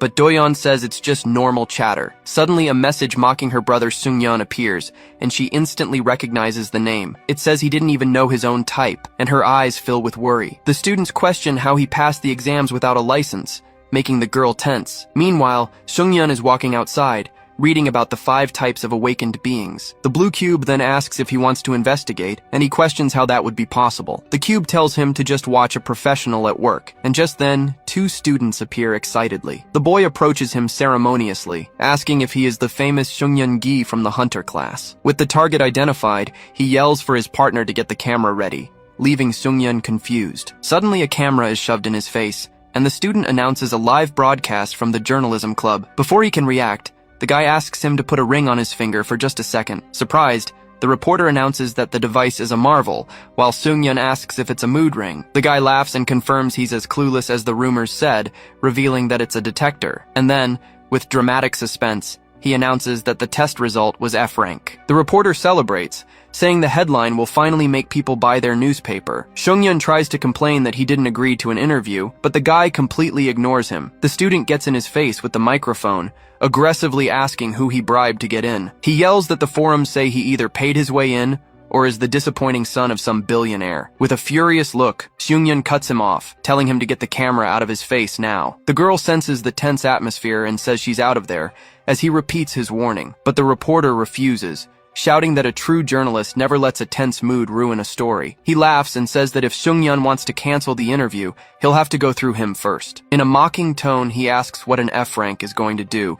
Maybe play the daddy card. His confident laughter vanishes instantly. Seungyeon pines the guy to the ground, who screams that the story is canceled while the girl snaps photos. Seungyeon wonders if this is the kind of person he'll have to deal with from now on. In the distance, the reporter keeps shouting that this is a war crime, as Seungyeon laments the long road ahead. In the classroom, Jin Hagiwara announces that they'll be forming teams of 3 for a simulated hunt. A student approaches Seungyeon, but tells him his team is unfortunately full. Another student also turns him down, saying he's already found a group and maybe next time. A girl then makes it very clear that her team only accepts C-rank members or higher. Seeing he's the only one left, he calls over Jin Hagiwara, not quite sure what to do in this situation. Seungyeon explains that it seems no one in class wants to team up with him, leaving the master thoughtful. Jin Hagiwara then decides that since that's the case, he'll be a one-person team. The boy is completely terrified by the idea, panicking about what's to come. Suddenly, a giant, scary stone monster appears in front of him, growling at him. The beast attacks with a quick blow, and he barely dodges it, thinking it looks like Solo Lev, but it's no use. He's easily defeated, and his final score ends up being a 0. The scene changes, and now, in another class, the professor calls him to answer a question on the board. He asks for a plan of action for the dungeon, but Seungyeon admits he doesn't know and asks to pass. The professor even tries with multiple choice, but the boy starts quoting a movie as his answer. At this, the master explodes with rage, yelling if he thinks this is some kind of game. With an awkward smile, he apologizes to the professor for his clueless response. The scene shifts to the cafeteria, where he complains to himself that the teachers are always picking on him. He's frustrated, as one of them seems to take pleasure in asking the most difficult questions. Suddenly he sees his sister Soyeon in line, who recognizes him from a distance and smiles. She waves at him with an excited look, happy to see him in the same place. But before he could react, Danmo quickly pulls her in another direction. The girl even tries to argue, saying her brother was eating alone over there. Alone again, he feels a little relieved that at least no one is bothering his sister. He ignores the stares and continues eating, telling himself that it's nothing. We're shown that in middle school, he wasn't popular either, and always kept to himself. He thinks his biggest problem now is the student council, since no one will support him. Not unless he can turn the tables. Just then,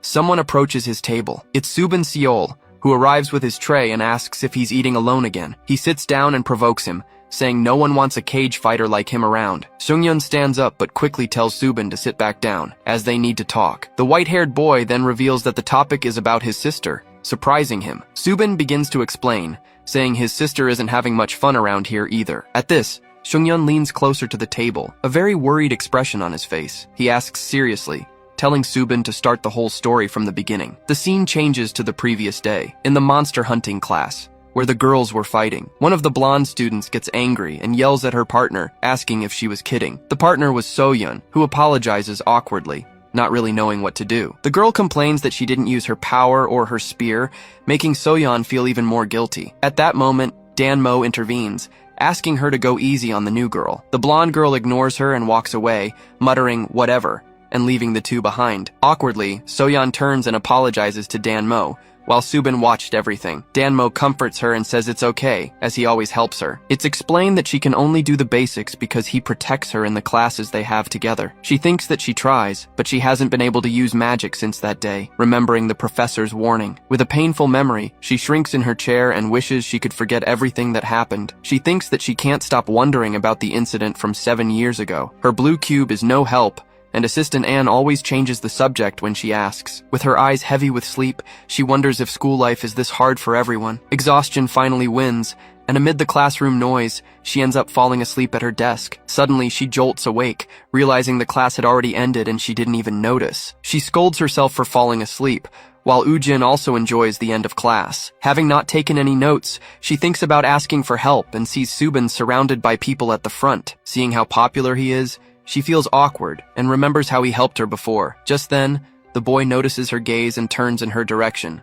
leaving her frozen. Embarrassed, she runs out of the classroom, leaving Subin confused about what just happened. She stops on a staircase, panting, trying to catch her breath after running away. Looking down, she calls herself a dork again, feeling bad about the situation. But a voice greets her, and she turns in surprise at being called by the same nickname. It was Junil, who appears with a wide smile, seeming very happy to find her there. She recognizes his face, remembering an old and slightly scary memory. He tries to cheer her up, asking if she's down because of the class. With a smile, he offers to lend her his notes, making Soyeon super excited about the idea. Ju-young confirms with a shout and tells her to come with him, and she happily agrees. He leads her to another classroom and from a distance starts shouting Yoonbi-hong's name. The girl turns and asks what he wants, while Soyeon watches, confused. He then asks to borrow her notes, leaving Soyeon shocked, as she thought he had his own. Yoonbi looks uncomfortable and reminds him that last time, he said it would be the last time, but Ju-young explains that the new girl fell asleep, and he just wants to do her a favor and maybe take a look himself. The girl looks sad, almost crying from the pressure he's putting on her. He notices her reaction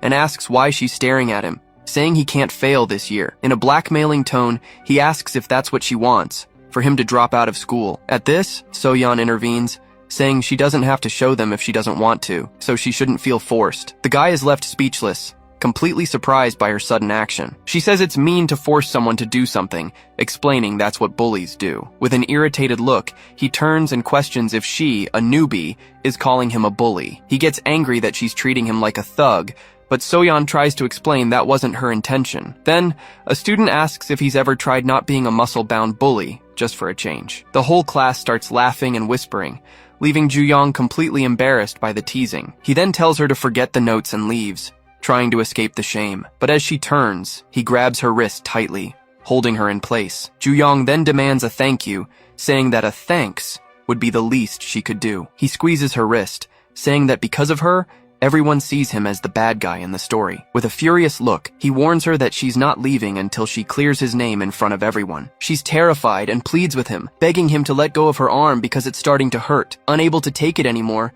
she reacts by slapping him across the face and screams for him to leave her alone. The sound shocks the entire room, and even Soyeon is startled by her own action. He looks at his hands and then his nose, unable to believe he's bleeding from a simple slap. He asks how she managed to make him bleed, and the girl realizes the gravity of the situation. Terrified, he covers his mouth and questions if what she used was her awakened power. He yells that his power is to be as hard as rock, and a weak little slap shouldn't even tickle. Ju-young wipes the blood from his mouth and shouts that now he finally understands everything that's been going on. He accuses the girl of being a returnee, leaving Soyeon in a panic with the revelation. The kids in the class start whispering about it, while Ju-young hides his face in pure frustration. The students get scared, remembering another returnee who caused trouble last year. He yells that all returnees are the same, just using their powers without caring about anyone else. Angrily, he storms off, saying he should have figured it out back on the ferry. But when he tries to punch her, a bluish light barrier blocks the attack completely. The magic shield floats in front of Soyeon, who doesn't even understand where it came from. Suddenly, a voice comes from the stairs, questioning if this is what bullies do around here. It was Subin, who appears with a blue aura and says he liked her attitude in standing up to him. He walks towards Ju-young, explaining that where he comes from, things are very different. And with a serious look, he says that when someone stands up to an oppressor, that's called speaking the truth. Ju-young steps forward and asks what he wants, but Subin introduces himself as a freshman too. He says he saw the fight but doesn't understand the accusation about her power, and Ju-young yells that it's obvious. With a sinister smile, the upperclassman then accuses Subin himself of using his power just now. Subin explains that returnees have enhanced physical strength and tells the guy to read a book. He then asks the class if anyone saw her use her power, but everyone remains silent. Besides, he says that it actually looked like Ju-young was asking for a beating. Subin points out that he was the one who grabbed her, exposed her in public, and even tried to attack her. To him, she only used her power in self-defense, and the upperclassman deserved much worse. Filled with rage, Ju-young charges at him, yelling that he's going to finish that scrawny kid, but he freezes midway, paralyzed by Subin's cold, intimidating gaze. An immense aura of power surrounds the boy, who challenges him to continue the attack. With a smile, he warns that he never turns down a good fight, making the situation tense. The girls in the class cheer for Subin, while Ju-young just grinds his teeth in anger. Realizing he has no chance, he gives up the fight and storms off, stomping his feet in fury. The door slams shut, and Subin stands there with a calm, victorious expression. After finishing the story, Subin asks Seungyeon if he finally understands her situation. He says he understands why she's keeping her distance, but warns that he needs to look after his sister. Now that everyone knows she's a returnee, people might start bothering the girl. Seungyeon thinks it's not a lack of care, but he already has too many problems to deal with. Just as he was about to give up, Ujin Jeon shows up and says he can think of a solution. He sits at the table and starts stealing Subin's food, who glares at him, annoyed. Subin then asks where he came from since Yujin appeared out of thin air. Yujin stares at the noodles with a sad look and begins a very sentimental speech. He recalls that last year the food was perfect, with great texture, flavor, and a rich broth. Even the lunch lady was a sweetheart, making him think about how things could be. Seungyeon and Subin are completely lost, exchanging confused glances at his rambling. He slams the table as he remembers her retirement, and Subin yells, asking what that has to do with anything. Seungyeon gets annoyed and asks how he got there, but Woojin ignores his question. He then explains that he can help improve Seungyeon's reputation within the school. With a glimmer of hope, he asks how he would do that, since his image is terrible. Woojin tells him to be patient and wait for the open class that's happening in a few weeks. Seungyeon asks if it's like a parents' day, and he confirms it's something like that. But Subin explains it's a fighting event, pitting the freshmen against the upperclassmen. He points out that unlicensed people can't enter, but Woojin says it's not the parents who are coming. In fact, an army of professional hunters will be watching, leaving them both shocked. He details that representatives from guilds and the industry will be there, like a career fair. With that, it clicks for Seungyeon. He realizes this is his big chance to turn things around. He thinks that if he stands out in this event, he can change his reputation at school quickly, but he asks how it all works, since there are too many students to fight in one day. Subin explains that last year they were divided by number, and it'll probably be the same this time. Woojin suggests he pick a D rank to humiliate, and even offers to list some names, but Seungyeon refuses the offer, saying he's not there to beat up on weaker people. With a determined smile, he makes it clear that his plan is much bolder than that. The scene then shifts to the school library, a large, old-fashioned place. He walks through the aisles, wondering why they told him to go to the media room. He tells Ji-hyung Chai that he just wanted to see some old tapes of other students in the room. Ignoring the rules, Ji-hyung simply swipes the card and grants him access. The system welcomes him, and Seungyeon enters the archive, a place filled with shelves. He remembers what Woojin said, that the students were divided into groups for the fights. Analyzing the list, he sees his number is 25, and there are 2 returnees nearby. He calculates that, with 30 students per group, the chance of one of them ending up in his is very high. So, his plan is to study their fighting styles and challenge them during the observation class. He already imagines the scene, with everyone from the industry watching him finally break his chains. His goal is clear, to get a victory against a returnee in front of everyone. He fills with confidence, certain that this is the perfect plan. Elsewhere, Ju-young angrily complains about how that nerd So-yeon humiliated him earlier. He tells Miju he's going to get revenge at the open class to teach her a lesson, but the girl looks at him mockingly, doubting he could teach anyone a lesson. She reminds him that So-yeon was the one who broke his nose,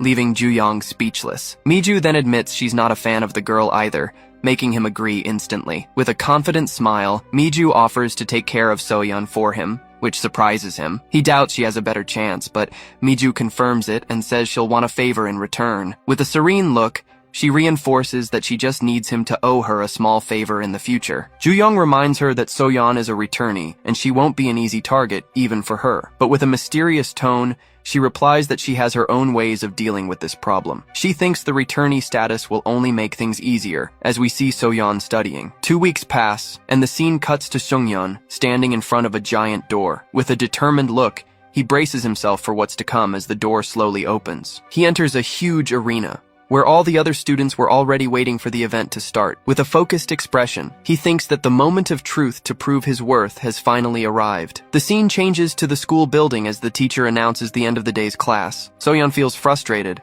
thinking she was completely useless during today's activity. But just as she's about to leave, Ji-hyung calls out to her, saying she isn't dismissed yet. He tells her he'll personally take her to the open class, which leaves her quite surprised. The two walk through a nature-filled area, and she awkwardly calls out to the teacher. She asks if there's really a classroom there, and he replies that yes, it's right in front of them. Just then, a lone elevator appears in the middle of nowhere, and he invites her in. It's explained that this is one of the ways to get to subterranean hall number 13. With a metallic clang, the doors close and the elevator begins to descend rapidly. He then asks if she's ever been to the underground campus, but she didn't even know it existed. With a smile, he explains that the school was a secret, and the best way to hide was underground. She repeats the information, shocked by the idea of an entire campus beneath her feet. The elevator doors open with a soft whoosh, revealing what lies below. A giant futuristic underground city appears, and she gasps in awe at the sight. She compares the place to a cartoon and asks what they keep in a place like this. He summarizes by saying that down here,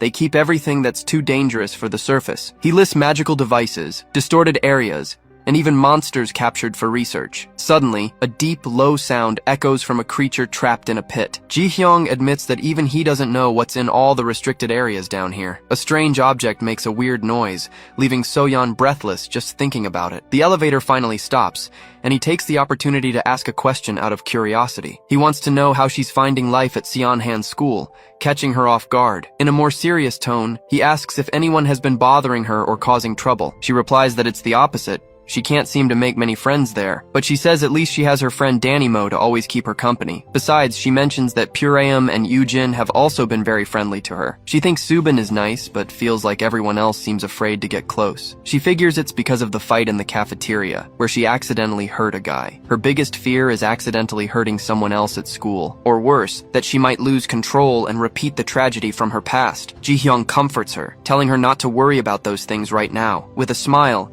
he guarantees that if something goes wrong, he'll step in and reminds her about her brother. She feels more relieved hearing that and nods in agreement. As he opens the door, he advises her, guaranteeing that what happened before won't happen again. The girl enters the arena and notices the place is packed, with people everywhere. Down below, Jin Hagiwara complains in Japanese that Ji-hyung has finally shown up. Che grabs the microphone and announces he'll give the only briefing of the day for the students. In the stands, her friend saves her a seat, while he explains the rules of the fight. We're told the event is only possible because of this special combat arena. He announces that the arena was a gift from their partners at UJ Magicore Industries. With a remote, he activates an energy barrier that surrounds the entire battlefield. It's explained that the fighters' suits connect directly to the energy barrier. He then asks what happens if someone takes a hit inside the combat arena. To demonstrate its safety, he smacks Hagiwara on the head with the microphone with full force. The poor guy gets a strong jolt, and his miniature on the barrier immediately starts to crack. It's explained that the barrier absorbs the damage,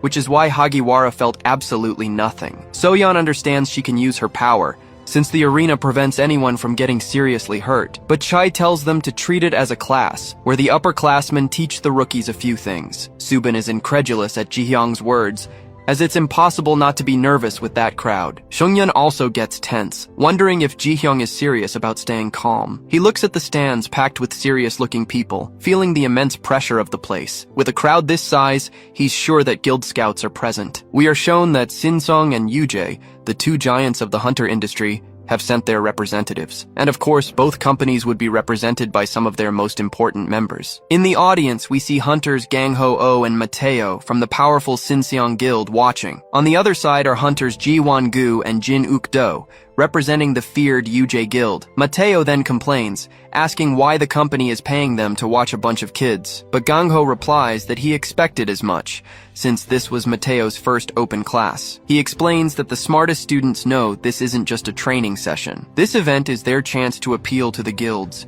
as a victory here can open many doors. Gang-ho warns that they aren't there on a company outing, but as talent scouts. With a serious look, he tells Mateo to stop chattering and keep his eyes on the fights. He doesn't want the guys from the UJ Guild to steal all the rough diamonds that show up. Meanwhile, Yoojin smiles, wondering who he'll choose first. He already had the right person in mind, but then he notices someone approaching Seongyun. A blonde girl with a giant case on her back calls out to him, asking the senior to excuse her. She then turns to Seongyun and asks if he happens to need a training partner. The crowd is shocked by the question, and the girl doesn't understand their over-the-top reaction. The students around them start to whisper, recognizing Seongyun as the famous rookie. Hearing the rumors, the girl stares at him differently, analyzing the target before her. After a moment's thought, she simply nods, accepting the challenge without a word. Seeing the fight was accepted, Seongyun and Woojin remain silent as the girl walks away. Woojin yells desperately, asking if he's crazy for wanting to fight a returner, while Subin stands quietly with a surprised look. He replies that he doesn't care about her strength,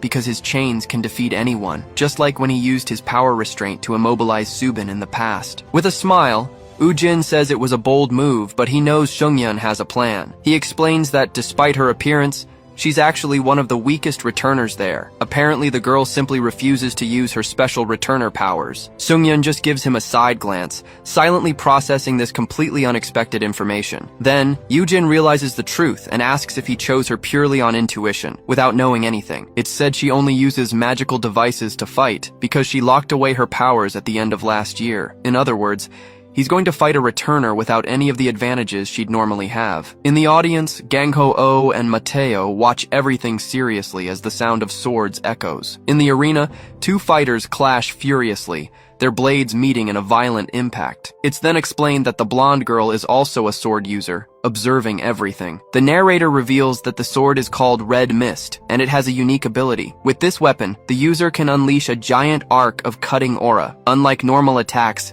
this aura can be launched in any direction, not just forward. That's why she can fight without using her powers, and Seung-yeon listens attentively. He's surprised by this news, but his friend says she recently sealed her powers. In a flashback, we see that the school gave her the sword, which outrages Seung-yeon. His classmate then scoffs, telling him to look for a weapon in the school's trash. The conversation is interrupted when an excited Yoo-jin arrives, asking if So-yeon came for the duels. She asks if her friend already has an opponent, and she confirms she does, curious. Upon hearing she'll be fighting Miju, So-yeon is completely shocked by the revelation. Yoo-jin confirms it's the same Miju they met before, making the situation tense. But she explains that Miju apologized, and that's why they arranged a friendly duel. So-yeon warns that the real Miju would never be friendly, unless she was possessed. He then shakes Seung-yeon, saying his sister is going to need an exorcist urgently. At that moment, the announcer calls the second match, summoning Dan-mo and Jun-il to the arena. In the stands, the two friends react with complete surprise upon hearing the names. Dan-mo jumps for joy, shouting that it's her turn,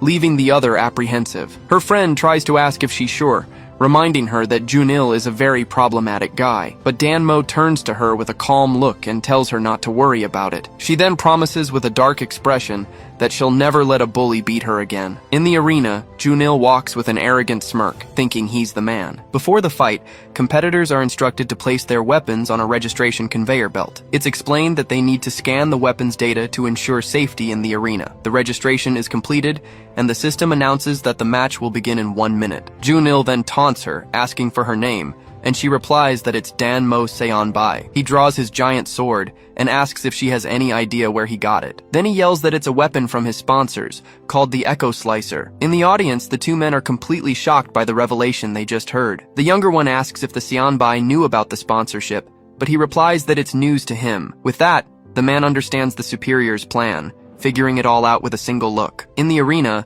Jun-il shouts that his rare weapon is heading to an exclusive auction in a few weeks. While stretching, Dan-mo doesn't understand why he's talking so much about the weapon, but she notices a detail. Her friend in the audience realizes that if he uses a sword, it can only mean one thing. She then concludes out loud that he's a sentinel, making the other girl tense. The scene shifts to a flashback, where 5 colored pieces are thrown onto a table. A girl begins to explain that the awakened are divided into 5 power classes. Then another shows the 5 classes, explaining that most people fit into one of them. The first class she points to is the Sentinel, the melee combat fighter type. She continues, saying that if a classmate uses a sword as their main weapon, it's almost certain they'll be a Sentinel, and the scene returns to the fight's countdown. As Dan-mo readies her weapon, we're reminded that Sentinels use power to strengthen themselves. The countdown reaches 1, and the explanation about what's important when facing one of them stops. The fight finally begins, and Jun-il charges forward with everything he's got. His sword comes down with force, but she manages to block the blow with her own weapon. Jun-il is surprised by the girl's strength as she holds back the impact of his blade. Suddenly, Dan-mo notices her sword has started to crack. He attempts a smashing attack on the ground, but she dodges at the last second, though some shards fly towards her, shattering it. Still, the impact grazes her, leaving her friend in the audience desperate. The scene reveals the final tip from the flashback, which was to avoid close-quarters combat. Jun-il takes the opportunity and goes for a decisive strike, but Dan-mo dodges the attack. Dan-mo's weapon begins to glow intensely, while Jun-il stares at her with a surprised look. With that, she spins her weapon in the air, which seems to accumulate energy and change its shape. He is completely shocked as he sees the sword approaching, and Jun-il blocks the blow. Dan-mo herself is confused for a moment, not understanding what just happened. He wonders how she defended from that angle, when a red glow appears on his equipment. With wide eyes, he suddenly perceives a strange energy coming towards him. This mysterious force simply throws Dan-mo away, leaving Jun-il completely stunned. In the audience, everyone is in shock, not understanding how the girl was thrown like that. So-yeon analyzes the situation and realizes the sword repelled Dan-mo without Jun-il doing anything. At that, Seung-yeon puts his hands on his head, Starting to understand what's happening, he deduces that the sword reflects damage, and Junil admits that she almost got him. Even while panting, Dan-mo smiles and warns him that he hasn't seen anything yet. Then with a confident look, she says she's just getting started. In a flashback, the girl remembers the rule to avoid sentinels, but says there are exceptions. Then she introduces the second class, the summoner, which is the perfect answer against them. We're told that summoners conjure unique weapons, like Sungyun's ethereal chains, and depending on its power, this weapon can turn the tide and nullify any disadvantage in a fight. Back in the arena, Junil admits she almost got him, but he doesn't seem worried. He boasts about being faster and stronger, and his sword begins to glow brightly. Dan-mo's friend in the audience notices something strange is happening to his sword. Junil himself is confused, looking at his weapon without understanding what's going on. Suddenly, the blade of his sword starts to bend and warp, making a noise. The weapon transforms into a kind of whip, and Dan-mo taunts him to watch out, but he yells that it's not over, and charges forward with everything he's got, creating another impact. At that moment, in the audience, Miju's eyes glow with a sinister pink light. In the arena, Junil advances with a red aura, and Dan-mo prepares for the blow. The red energy concentrates and fires a powerful beam towards the girl. The attack is so strong that Dan-mo's weapon cracks under the pressure, and Junil gives a nervous smile. Dan-mo moves in to try a low sweep, and she starts a sequence of rapid attacks, forcing her opponent to retreat across the arena. The girl seizes an opening and lands a direct hit to his face with the side of her weapon. The impact is so powerful it sends him flying back, showing the force she put into the attack. She's surprised because she hit him with everything she had, but it seems to have caused no damage. He realizes the last attack had no effect, and just stands there, completely unharmed. Suddenly, he touches his own face, and feels the skin sink in a very bizarre way. He backs away, startled by the strange sensation, yelling without understanding what's happening, and then it clicks, and he realizes her weird spoon is to blame for all of this. It's explained that anything her weapon touches instantly turns soft like paste. The effect makes everything like rubber or pudding,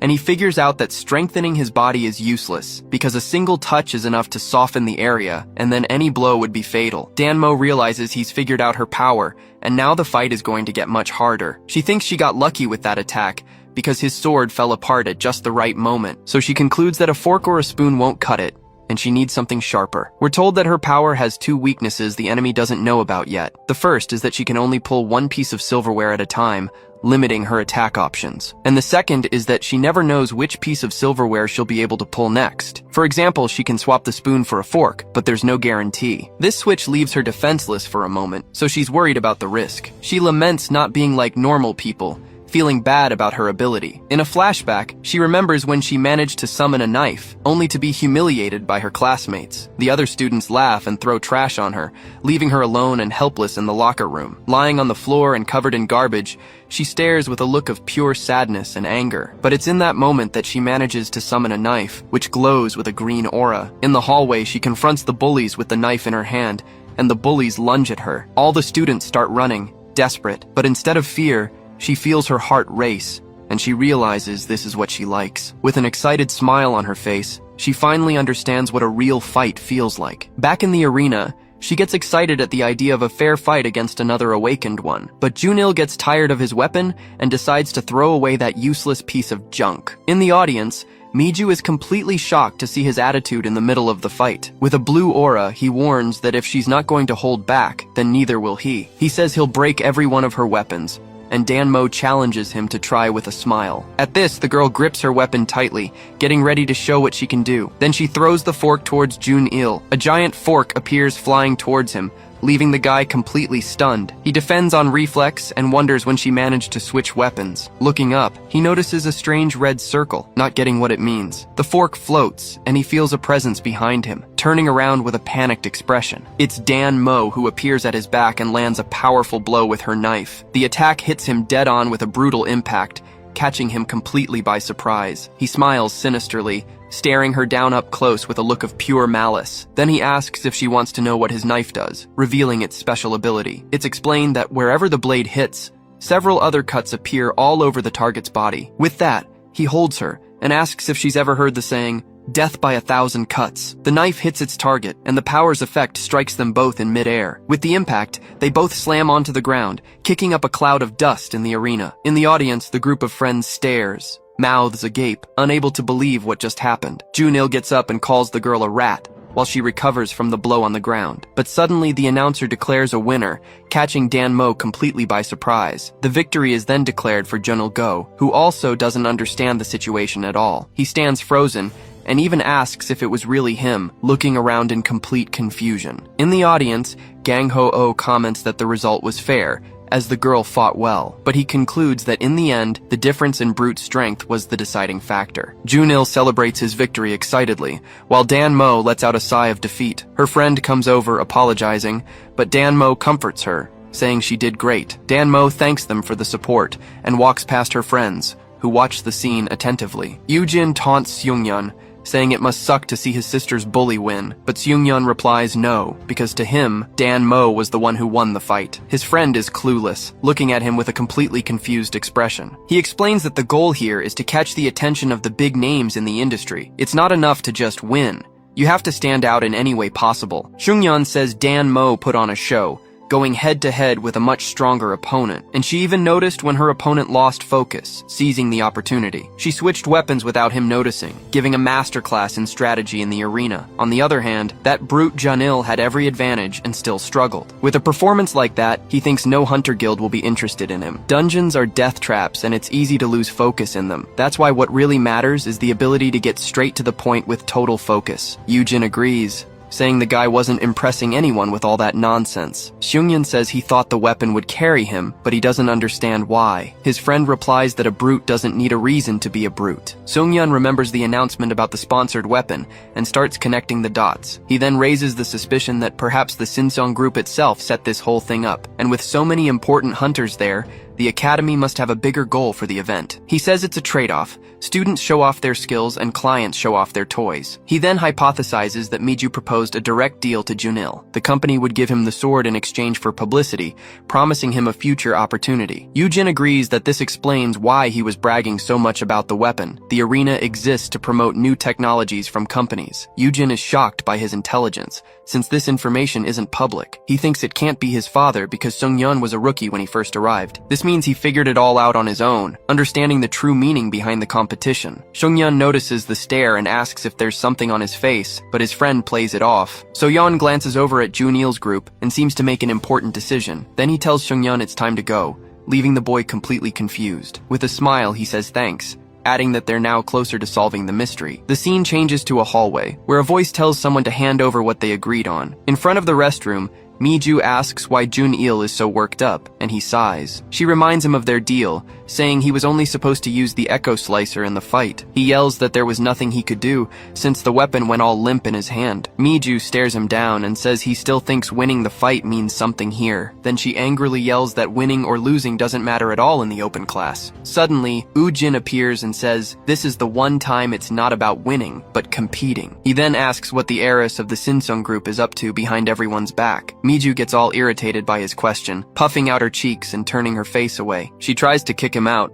saying it's a private conversation, but he responds with pure mockery. So-yeon reveals he's figured out the deal, trading favors for a recommendation to the Sinseong Guild. Jun-il is outraged by the accusation and yells that he doesn't need to cheat to get a spot. But then he realizes she hadn't mentioned a recommendation, and Miju tells him to shut up. So-yeon celebrates being right and apologizes for thinking she would give him a spot. He then wonders what the real offer was that she used to convince Jun-il. Suddenly it clicks, and he asks who Miju is fighting in the next match. He then guesses it's against So-yeon, and Miju freezes completely upon hearing the name. He reminds Jun-il of the beating he took in the cafeteria, and suddenly it all makes sense. Jun-il stammers, at a loss for words, but Miju furiously yells at him to shut his mouth. Then Woo-jin points to their friends in the audience, who are watching everything with innocent smiles. He asks in a serious tone if the next victim of their plan is going to be So-yeon. At the question, the two of them stand frozen with angry expressions, breaking out in a cold sweat from the tension. From a distance, Seung-yeon watches the whole commotion with a serious and worried look. Miju smirks and says she's sorry to disappoint him with her conclusions. She says he can accuse her all he wants, but all he'll do is hurt her feelings. The girl falls silent for a moment, seeming a bit taken aback by the response. So he takes the opening to ask a direct question, trying to figure things out. He asks what she has against So-yeon, catching Miju off guard. She tries to deny it, saying once again that it's not what he's thinking. But then she reveals it's nothing personal. She just chose an opponent she could crush. And unfortunately for So-yeon, She was by far the easiest target for a guaranteed win. Then she turns the question back on him, wanting to know why he cares so much about the girl. She yells that she saw him sitting next to her, and he replies that she's just a big baby. He realizes he almost said too much, nearly revealing Soyeon's greatest weakness. He gets tired of arguing and walks away, while Miju shouts indignantly at what she heard. As he walks off, he just asks her not to go too hard on the poor thing in the fight. The final taunt leaves Miju absolutely furious, her face red with pure rage. Listening to the whole conversation from a distance, Seungyeon keeps to himself with a very worried look. Seungyeon watches the other students and thinks that he'd be lying if he said he didn't expect this. Now that everyone knows his sister is a returnee, a confrontation with the others is inevitable, but he's very worried, wondering if it had to happen right at this moment. To make matters worse, the fight was against Miju, the powerful daughter of President Sin Seong. He already felt like he had too much to deal with, as he watched his opponent sleeping peacefully. Just then, Soyeon calls out to him and says she thought his sister didn't even care about being a hunter. He then suggests that she just give up on everything to avoid any trouble. But Soyeon explains that when Miju finds a victim, she uses everyone like pawns. Seungyeon remembers that she's made many others break down, and that he'll never forget what she did. Suddenly, a man approaches and calls the boy over for a private chat in the bleachers. He asks Seungyeon to come down for a minute, leaving the young man and his friend very surprised. The man then reveals that he wants him to join his sister in the arena, leaving him shocked. It's then explained that he'll be there too, as the rules require supervisors for the fight. He says it's to prevent any unforeseen incidents,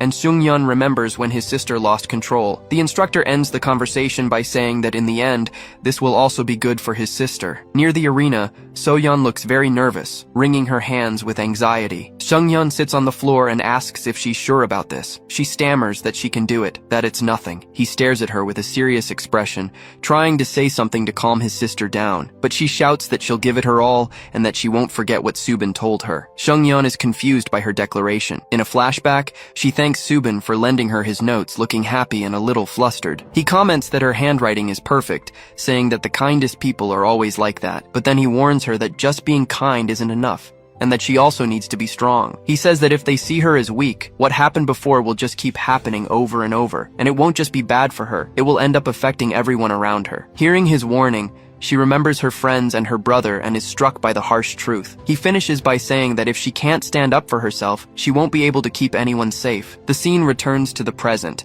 and she thinks that she wishes she could say he was wrong about everything. Then she tells her brother she would die if she saw him or their friends getting hurt because of her. She shouts that she needs to do this for herself, because that's exactly what big sisters do. Seungyeon replies that it's not that she shouldn't try, but that he's very worried about the fight. Then he asks her to throw in the towel if things get ugly, which leaves the girl confused. He explains that this fight isn't worth the risk of her getting hurt, that it's not that serious. With a smile, she thanks him for his concern, happy to have him there looking out for her. Just then, the announcer calls the 8th match of the day, Soyeon-gi versus Miju Shin. The two of them walk to the center of the arena and face off, the air thick with tension. The countdown begins, and Soyeon thanks Miju for choosing her for the duel. But Miju just stares at the ground and scoffs at the idea that this will be a good fight. The fight finally begins. Miju turns with contempt and says it's a joke that she thinks she belongs in the same place as her. The girl is completely confused and apologizes, lost by her opponent's reaction. Miju gets irritated with her demeanor,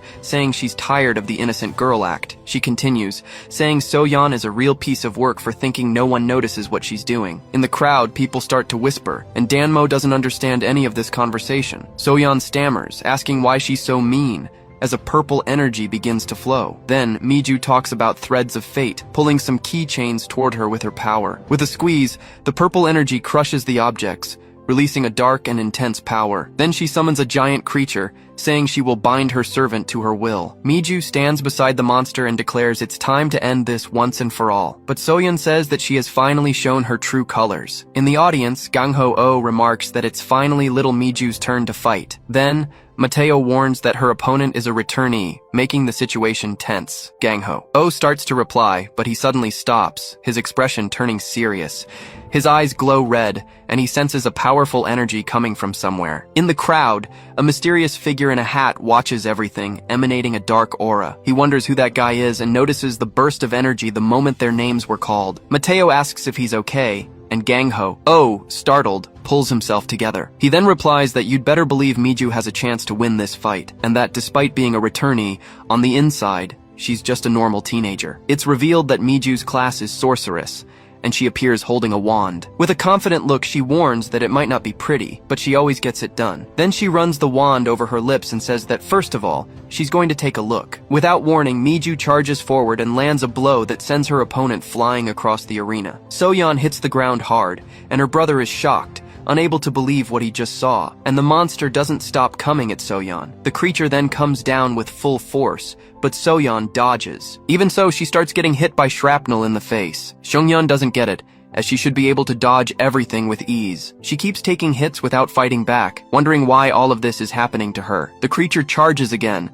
and Soyeon tries to understand why Miju is being so mean all of a sudden. She then wonders if she did something to make her opponent so angry with her. Several memories flash through her mind, but she can't find a reason for so much hatred. Suddenly, it clicks for the girl, and the creature stops its attack in midair, surprising Miju. Then she yells that she's finally figured it all out, and accuses Miju of being jealous of Ujin. The revelation leaves Miju completely speechless, her eyes wide with pure shock. Soyeon says that's why she's being so annoying, but Miju shouts that it's ridiculous. But the girl points out her red face, and at that moment, an unexpected power is activated. In the audience, Subin and his friend watch everything, unable to hear the drama down below. He even comments that he wishes they had microphones, and the other agrees right away. Soyeon then promises to keep it a secret, swearing that no one else will find out. The scene leaves everyone stunned, including Seungyeon and the instructor who were right there. The instructor then states that what happens in the arena stays in the arena, on his honor as a teacher. Soyeon demands that Seungyeon swear as well, and he agrees without caring much. Enraged, Miju yells, "You're dead!" and charges forward with everything she's got. The monster lunges forward and Soyeon dodges. Seungyeon is shocked, noticing that the stuffed animal has suddenly slowed down. The instructor explains that a sorceress's power weakens if their mental focus is broken. On the other hand, he notes that Soyeon hasn't even come close to showing her full power. Her eyes glow with a new intensity, showing that the real fight is about to begin. The scene cuts to a flashback where Jihyung Chai is observing her during a power assessment test. He then congratulates her on the results and explains that she has 4 abilities available at the moment. The first ability is Pisces' Ascension, which allows the girl to levitate freely. Then he lists Aquarius' Explosion and also Leo's Shield to strengthen the body. And last but not least is Sagittarius' Arrow, a piercing attack of immense power. He asks about the other abilities, but she apologizes, as she barely remembers what she's lived through. Soyeon explains that the only thing she knows is that she left many friends behind there. At this, Jihyung comforts her, saying that it's normal and that her memories will come back. He then reflects for a moment and finally realizes which ability will be the most useful. Her feet then begin to float off the ground, glowing with a star-filled aura. The most useful ability, without a doubt, is Pisces' Ascension, which lets her fly high. In the arena, Miju is completely shocked and wonders how the girl is flying. She doesn't understand why Soyeon didn't use this before, as the girl prepares a power. Then, a blast of energy is fired, taking Miju completely by surprise. With Aquarius' Explosion, she hits the creature dead on, causing massive damage. In the audience, everyone's jaw drops, completely shocked by the girl's power, but Miju doesn't give up and prepares to use a new power with her magic wand. She summons a robot keychain, which grows to a giant size in front of her in the arena. The creature transforms into a metal wall, throwing itself forward to protect Miju from the attack. The energy blast hits the shield head-on, cracking it and kicking up dust. The giant robot begins to fall apart, unable to withstand the pressure of Soyeon's power. Seungyeon is relieved and wonders why he was so worried about his sister. He thinks that with power like that, there's no way anyone can beat Soyeon. But suddenly her energy fades,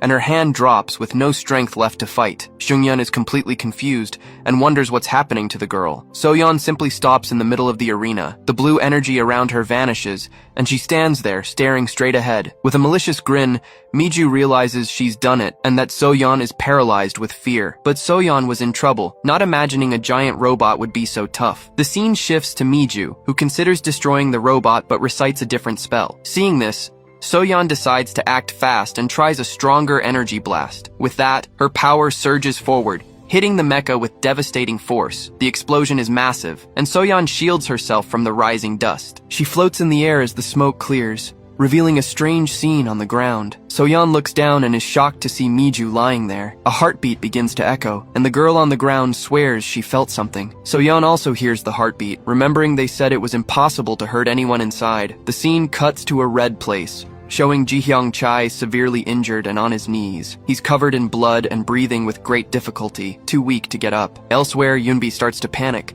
wondering if she was the one who did this. Her heart races as she falls into darkness, unwilling to believe what happened. The girl panics, asking herself if she did that, her heart pounding. Suddenly, So-yeon takes a heavy blow. Caught completely off guard by the attack, the impact sends her spinning uncontrollably through the air, flinging her violently toward the ground. She struggles to brace herself on the ground, trying to get up as everything still spins. Just then, a voice speaks to So-yeon, telling her to try and keep up with the fight's pace. It's Miju with a strange smile, warning her it's no time to be daydreaming. So-yeon is speechless at first, unable to understand what's happening, and she sees everyone is fine and wonders if the danger was simply over. Seeing her confusion, Ji-hyung explains that this is what an illusion mage does. He says that right now, So-yeon is trapped inside an illusion created by Miju. He continues, saying that even a novice knows how to use spells to make weapons invisible. Once you fall for a trick like that, it's almost impossible to escape the danger. But the girl senses something coming and turns her face toward the enemy attack, and So-yeon takes another hit. Miju says you can't fight what you can't see, hitting So-yeon again, and she takes another blow and finally understands what's going on. Then she dodges the attacks, certain she's trapped in an illusion spell. She remembers Ji-hyung said to attack the caster and creates a shield to protect herself. At this, Ji-hyung Chai looks worried and comments on the type of magic Miju uses. So-yeon's expression suddenly changes, showing pure terror on her face. He explains that her magic is anything but ordinary. Miju thinks So-yeon sees herself as special, but that will only make things easier. A flashback shows Miju saying they know nothing about returners like her. She warns that even the strongest among them will always have the same weakness. It's explained that they always come home carrying some kind of trauma with them. This memory shows that So-yeon isn't afraid to get her hands dirty, not even with blood. Back in the fight, So-yeon takes another hit, but then a bright glow comes from her hand and a strange symbol begins to appear. With that,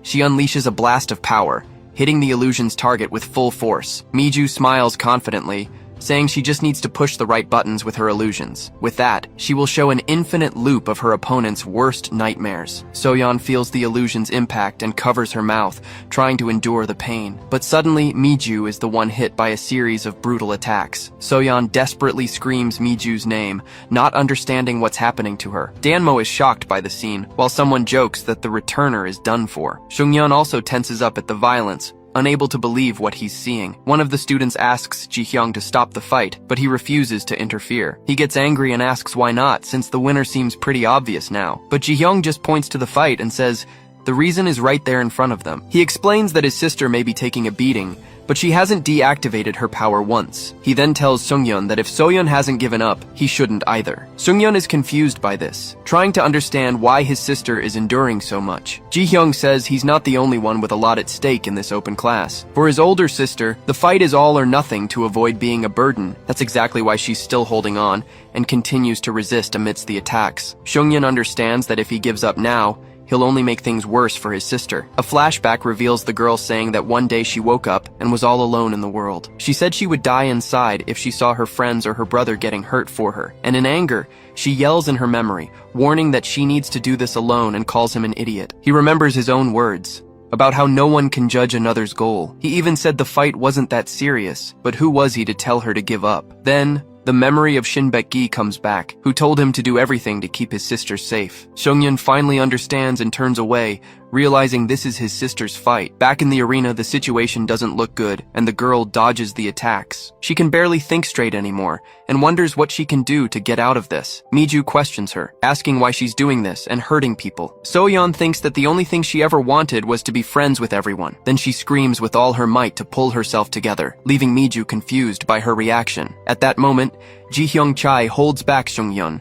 who yells if the story about saving a world was a lie. He continues his outburst, saying he thought he was strong enough to defeat the queen. So-yeon is confused by what she heard, wondering what the queen of leprechauns could be. A memory surfaces in her mind, and she recalls when she met the queen of the fairies. The queen introduces herself as the sovereign and congratulates the girl on reaching her throne. She calls her a small child, and So-yeon thinks that her brother was right all along. She says she admires the little one's courage for seeking an audience, even though she comes from another world. But the sovereign keeps talking, and her tone of voice suddenly seems to change a little. She realizes the girl isn't in any condition to fight her right now, and explains that defeating her in this state would only give her false, misleading hope. Then the queen rises from her throne and opens her cape with an imposing gesture. With just a wave of her hand, she makes a huge banquet appear in front of the girl. The sovereign invites her to sit and enjoy the food made in her honor. The scene shows the enormous tables separating the queen from little Soyeon at the other end. The girl stays there in silence, unable to tell if it's all a dream, or if it's actually just another one of Miju's illusions meant to deceive her. But then she starts to wonder if it might be one of her own memories. The two begin to eat in silence,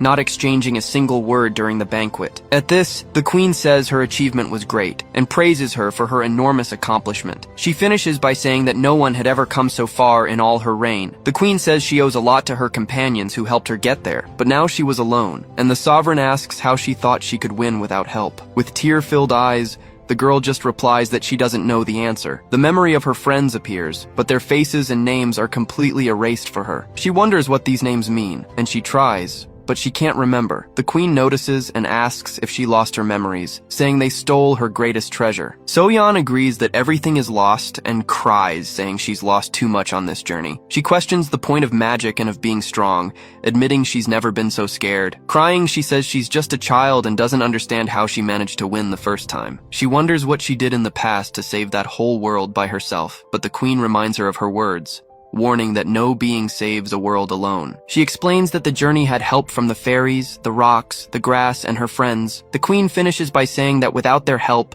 her powers would be a joke. With an aura of power, the sovereign states that she is clearly superior to her in every way. As Soyeon's eyes fill with tears, the queen seems to think that perhaps it was by her hands that her world knew true salvation. She explains that what she saw wasn't fairy magic, but a power of the human race. An immense power, unknown in the fairy realm, that changed the world with its charm. The girl is confused and asks what those words really meant. Then, the queen tells her she has already given her the answer she so desperately sought. And as the banquet ends, she orders the girl to show everything she can do. Soyeon asks what she wants to be shown, still confused by the queen's request. The sovereign replies with a smile, saying she wants to see the little girl's magic. Back in the present, she knows it's all fake, but she couldn't help but think that maybe she really is capable of doing all those horrible things she saw. This thought scares her more than anything, and she remembers the queen talking about having help. She looks back and sees the banquet, and realizes the fairy queen was right. Her memories show that she was never alone, and she sees her brother there with Ji-hyung. Maybe with Seungyeon watching over her,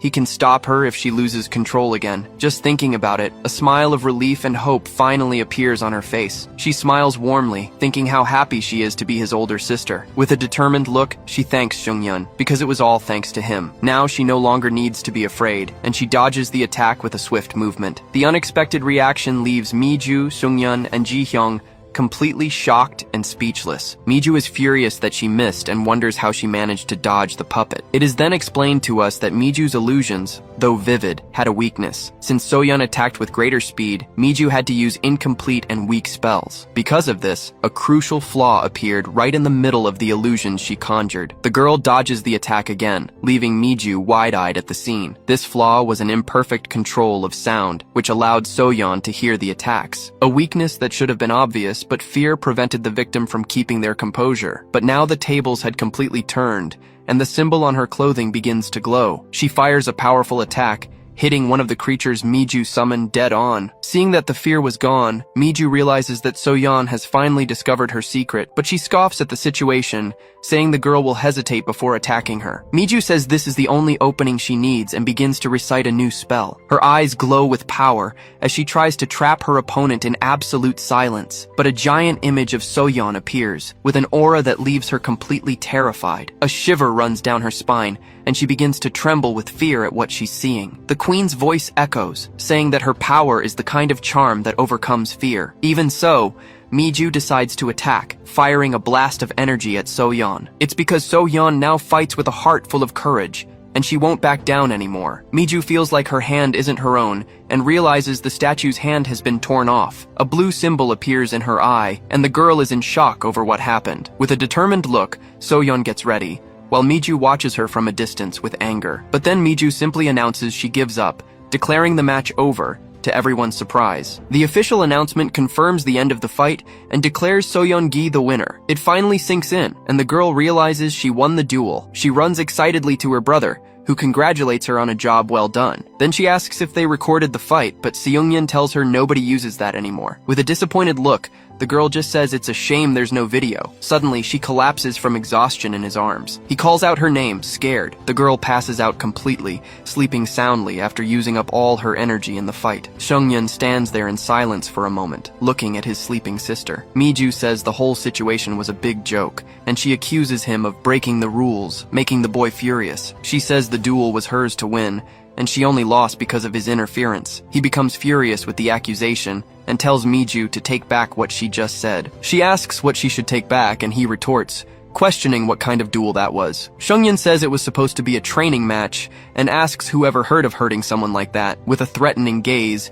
he says she knew the rules and shouldn't have messed with her head. But Miju gives a smirk and says she doubts he would understand. She finishes by saying that Nepo babies like him never understand these things. At that moment, Ji-hyung tries to calm the boy down, asking him to take it easy. He warns him not to do anything in front of the crowd, and Miju simply turns and leaves. She walks away thinking she almost had it, that she was so close to winning the fight, but the image of So-yeon and her immense power wouldn't leave her mind. Miju grinds her teeth in anger, admitting the girl showed more grit than she did. But in the end, she thinks it doesn't matter, because the Sinseong group got what they wanted. And in a way, she also got her chance to show off, even if it wasn't perfect. Thus, she leaves the arena, unaware she'd made a crucial mistake she would come to regret. She had just awakened the fury of someone who is extremely vengeful and protective. He wouldn't rest until he got his revenge, and right there, he swore that Miju would pay for everything. Just then, a very excited Dan Mo arrives and congratulates her friend on the big win. But she says she'll only talk if So-yeon is awake,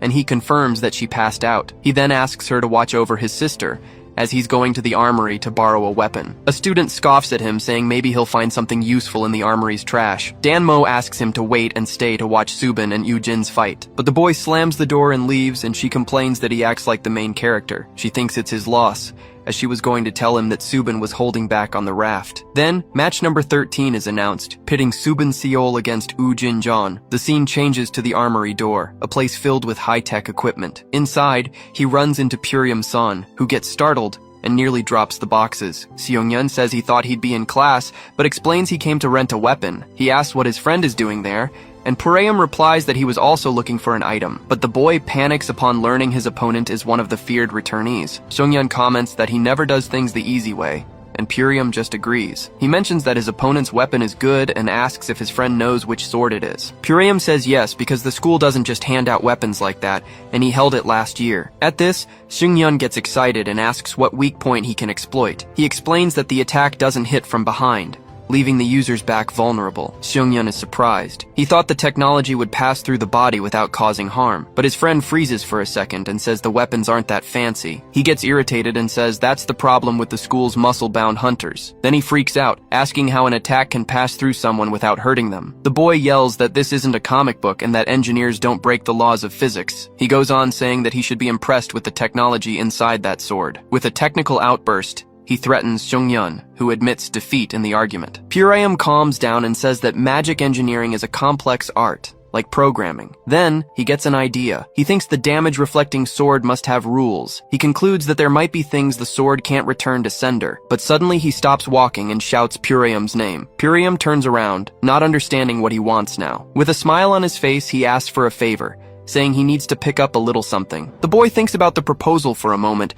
and replies that it shouldn't be too hard to do, but he asks what Seung-yeon is planning, who says he just had a little idea. He wants an advantage to beat a returnee in a fair one-on-one fight, and he also wants to screw over a certain someone, calling it all his grand master plan. Purim is completely lost by the conversation and doesn't understand what's happening. Back in the arena, the countdown begins, with 5 seconds left until the fight starts. At the number 3, Subin gets ready, summoning several energy cubes around him. Yoo-jin gives a sideways smile, confidently waiting for the combat to begin. But out of nowhere, something hits the ground hard, taking Subin completely by surprise. With the shout of, "Fight!" Yoo-jin charges forward with his power, already behind Subin. The scene cuts to minutes before the fight, showing Yoo-jin and Subin getting ready. Then, Subin thanks Yoo-jin for accepting the fight, leaving him confused. Subin explains that he felt like everyone was running from him, since he's number 1. But Eugene says you can't blame them, as everyone just wants an easier day. The boy asks why he chose him, and if it was because he was the last one left. But Eugene replies that there's no such thing as an easy day in the life of a true hunter. He says Subin might have his tricks, but he can take his word for it. And with a serious look, he warns him that he'll find out nothing goes as planned in this line of work. Suddenly, Miju and Seungyeon start sneezing, and Pareum says, "Bless you." Eugene says his motto is not to worry about what he can't predict. He turns his back and says that this is what it means to be a true hunter. The boy reflects on what he heard and remembers Seungyeon's words about goals. With a smile on his face, Subin replies that he doesn't hate that life philosophy after all. Back at the armory, Purium comments that the fight between the two will please everyone, but he says if he had to bet, he'd put his money on Eugene's victory. Seungyeon questions his friend's bet, since it's a rookie against a student who was held back a year. With a serious expression, Pareum says that normally, it wouldn't be wrong to doubt a student who was held back, but he adds that there are exceptions to absolutely every rule. Then he reveals that Eugene was only held back because of all his disciplinary warnings, and if he weren't such a trouble magnet, things would have been very different. He definitely would have been the best sentinel among all the second-year students. With a powerful kick,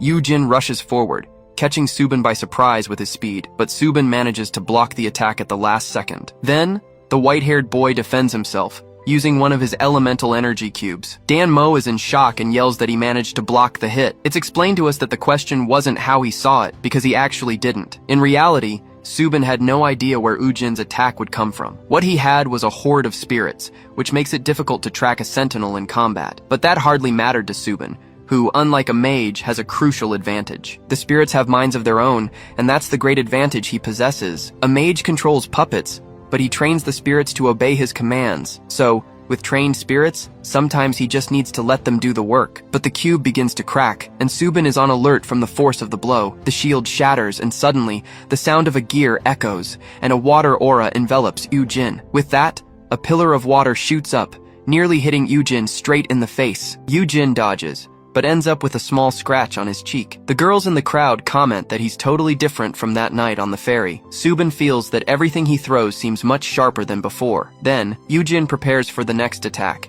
creating several water spheres around him. He fires a sequence of water attacks that rush straight at Subin. The boy dodges, and suddenly a blast of water comes his way. With a quick move, Eugene defends himself from the blast, and Eugene notices his arm cracking, but Eugene just grunts, not seeming the least bit intimidated by his defense. Eugene moves in, and with a powerful blow, he shatters the shield, breaking through his opponent's defense. In the crowd, the girls eat popcorn and comment that another one has hit the dust. Subin dodges by a hair's breadth and uses his spirits to defend against the attacks. Through the broken shield, Eugene gives a sinister smile, seeming to enjoy the fight. It's explained that despite the spirits protecting him, there's a way to deal with them. The solution is to simply destroy everything until there's nothing left in the way. For him, strategies are worthless, as brute force can solve any problem. In his world, it's very simple. Either you're strong enough to win, or you're not. He breathes heavily and compliments the rookie, saying it's no wonder he's number 1. Then he asks what's next, as he knows he still has one last spirit. Subin warns with a dark look,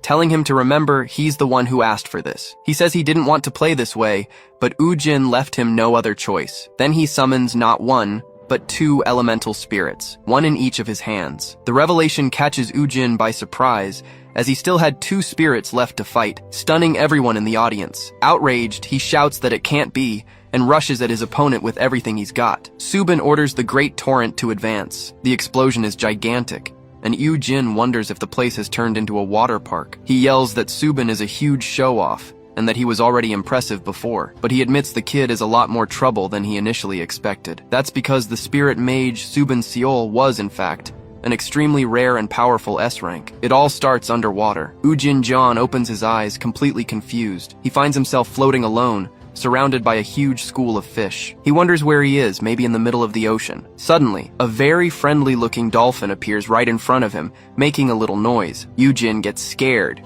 questioning if that thing is really a dolphin. He tries to understand what the creature is saying, calling him buddy, but the dolphin's expression changes, and it tells Eugene to get a grip, because they're not friends. The young man is completely shocked, unable to believe a dolphin just spoke to him. Just then, a safety device activates, and his suit begins to change. An oxygen helmet appears to keep him from drowning right there. The system announces that when the oxygen runs out, student Yu Jin-john will lose the match. He feels relieved for taking a deep breath before the arena flooded. And speaking of the arena, a giant cube of water forms in the middle of the place. On the other side, Subin faces him, looking completely calm. It's explained that Subin has a pact with water spirits, allowing him to fight as if he were on land. But for Ujin, the situation was completely different. He was at a clear disadvantage. With great effort, he tries to move forward, but the water pressure is too strong. For Ujin, just trying to get close to his opponent already seemed like an impossible task. The flooded arena became the perfect stage for Subin to control the fight as he wished. It was a flawless checkmate,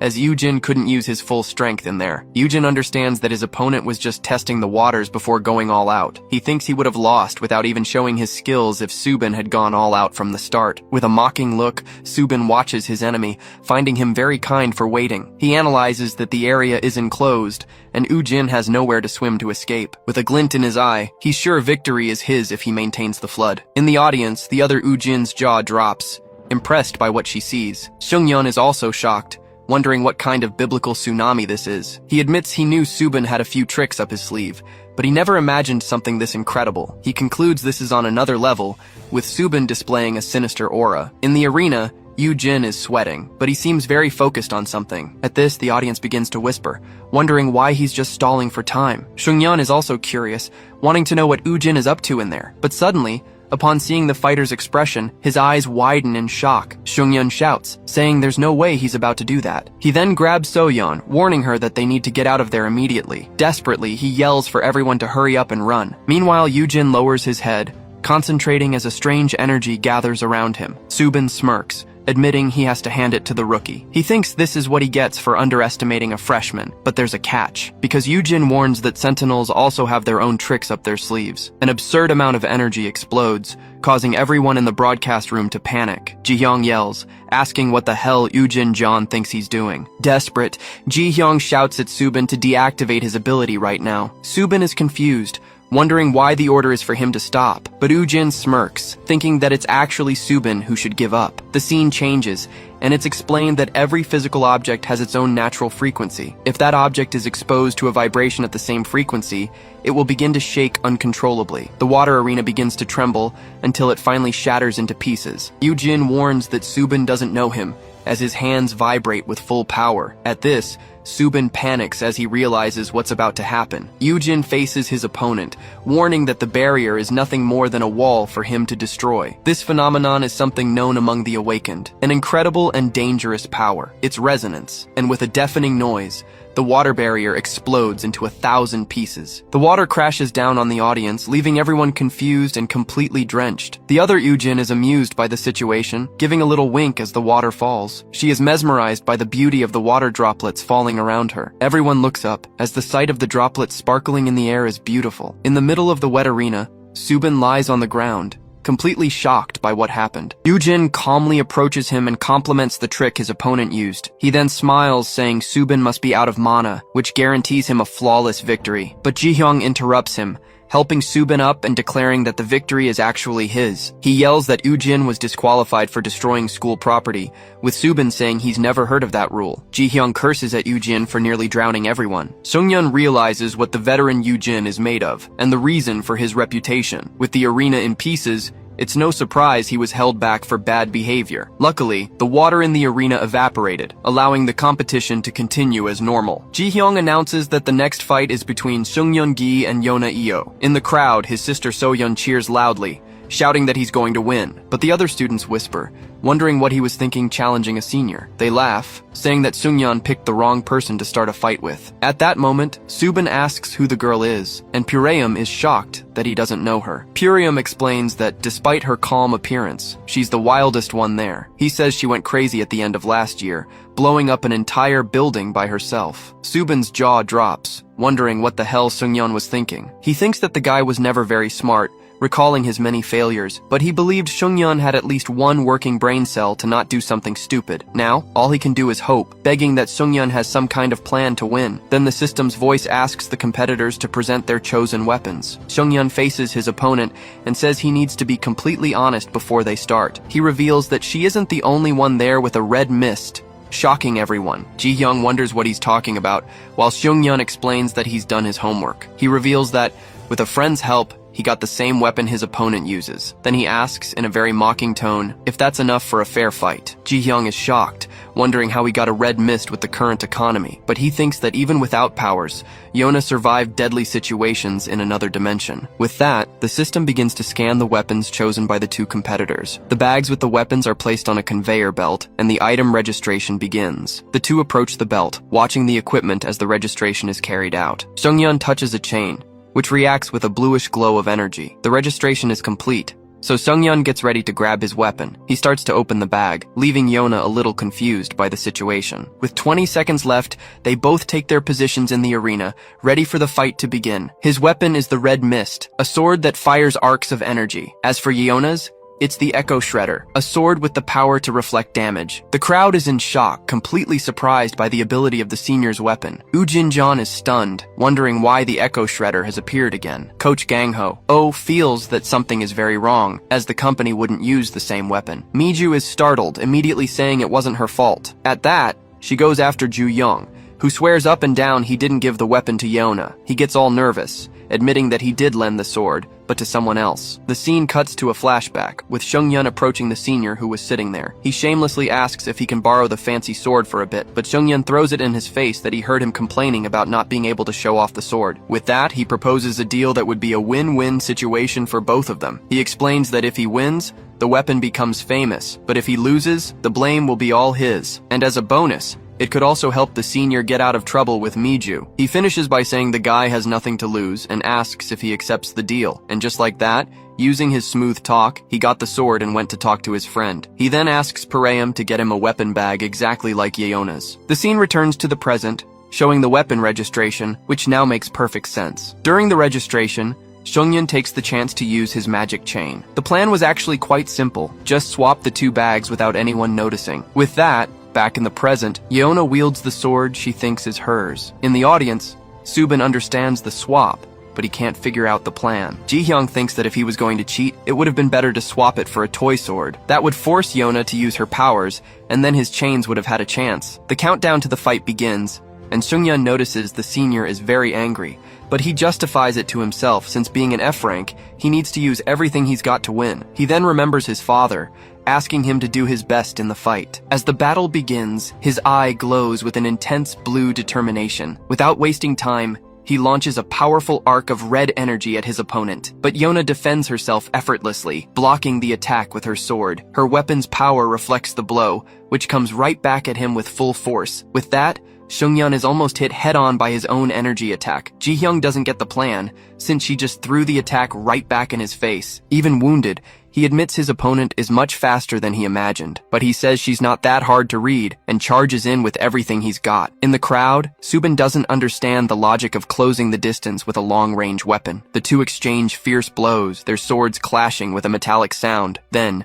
Seungyeon spins and attacks again, but this time the strike is different. Yona tries to block the attack, but she's surprised by what happens. The physical attack hits her arm dead on, but it's repelled by an energy. The audience and the commentators are in shock, unable to believe what they just saw. Yujin shouts, wondering why she couldn't deflect the energy arc. Danmo is also confused, as the physical attack simply ricocheted off her arm. With this, Subin realizes the genius of the plan and understands that Seungyeon figured it all out. This might be the first time in history that a mere F rank has landed a hit on a senior. His sword falls to the ground, but a chain pulls it back to his hand. Seungyeon warns, one arm down, now for the other. The scene changes, showing Juyong Lee thinking that it's that time of year again. He stares at the portal, saying he knows Seungyeon well and his hidden potential. The kid definitely has something special, a quality that isn't easy to spot, but it's a talent that isn't obvious. It's something that needs to be revealed. Juyong then thinks the moment of truth has arrived. It's now or never for the kid. He encourages Seungyeon to show everyone what he's really made of. Back to the fight, the two face off,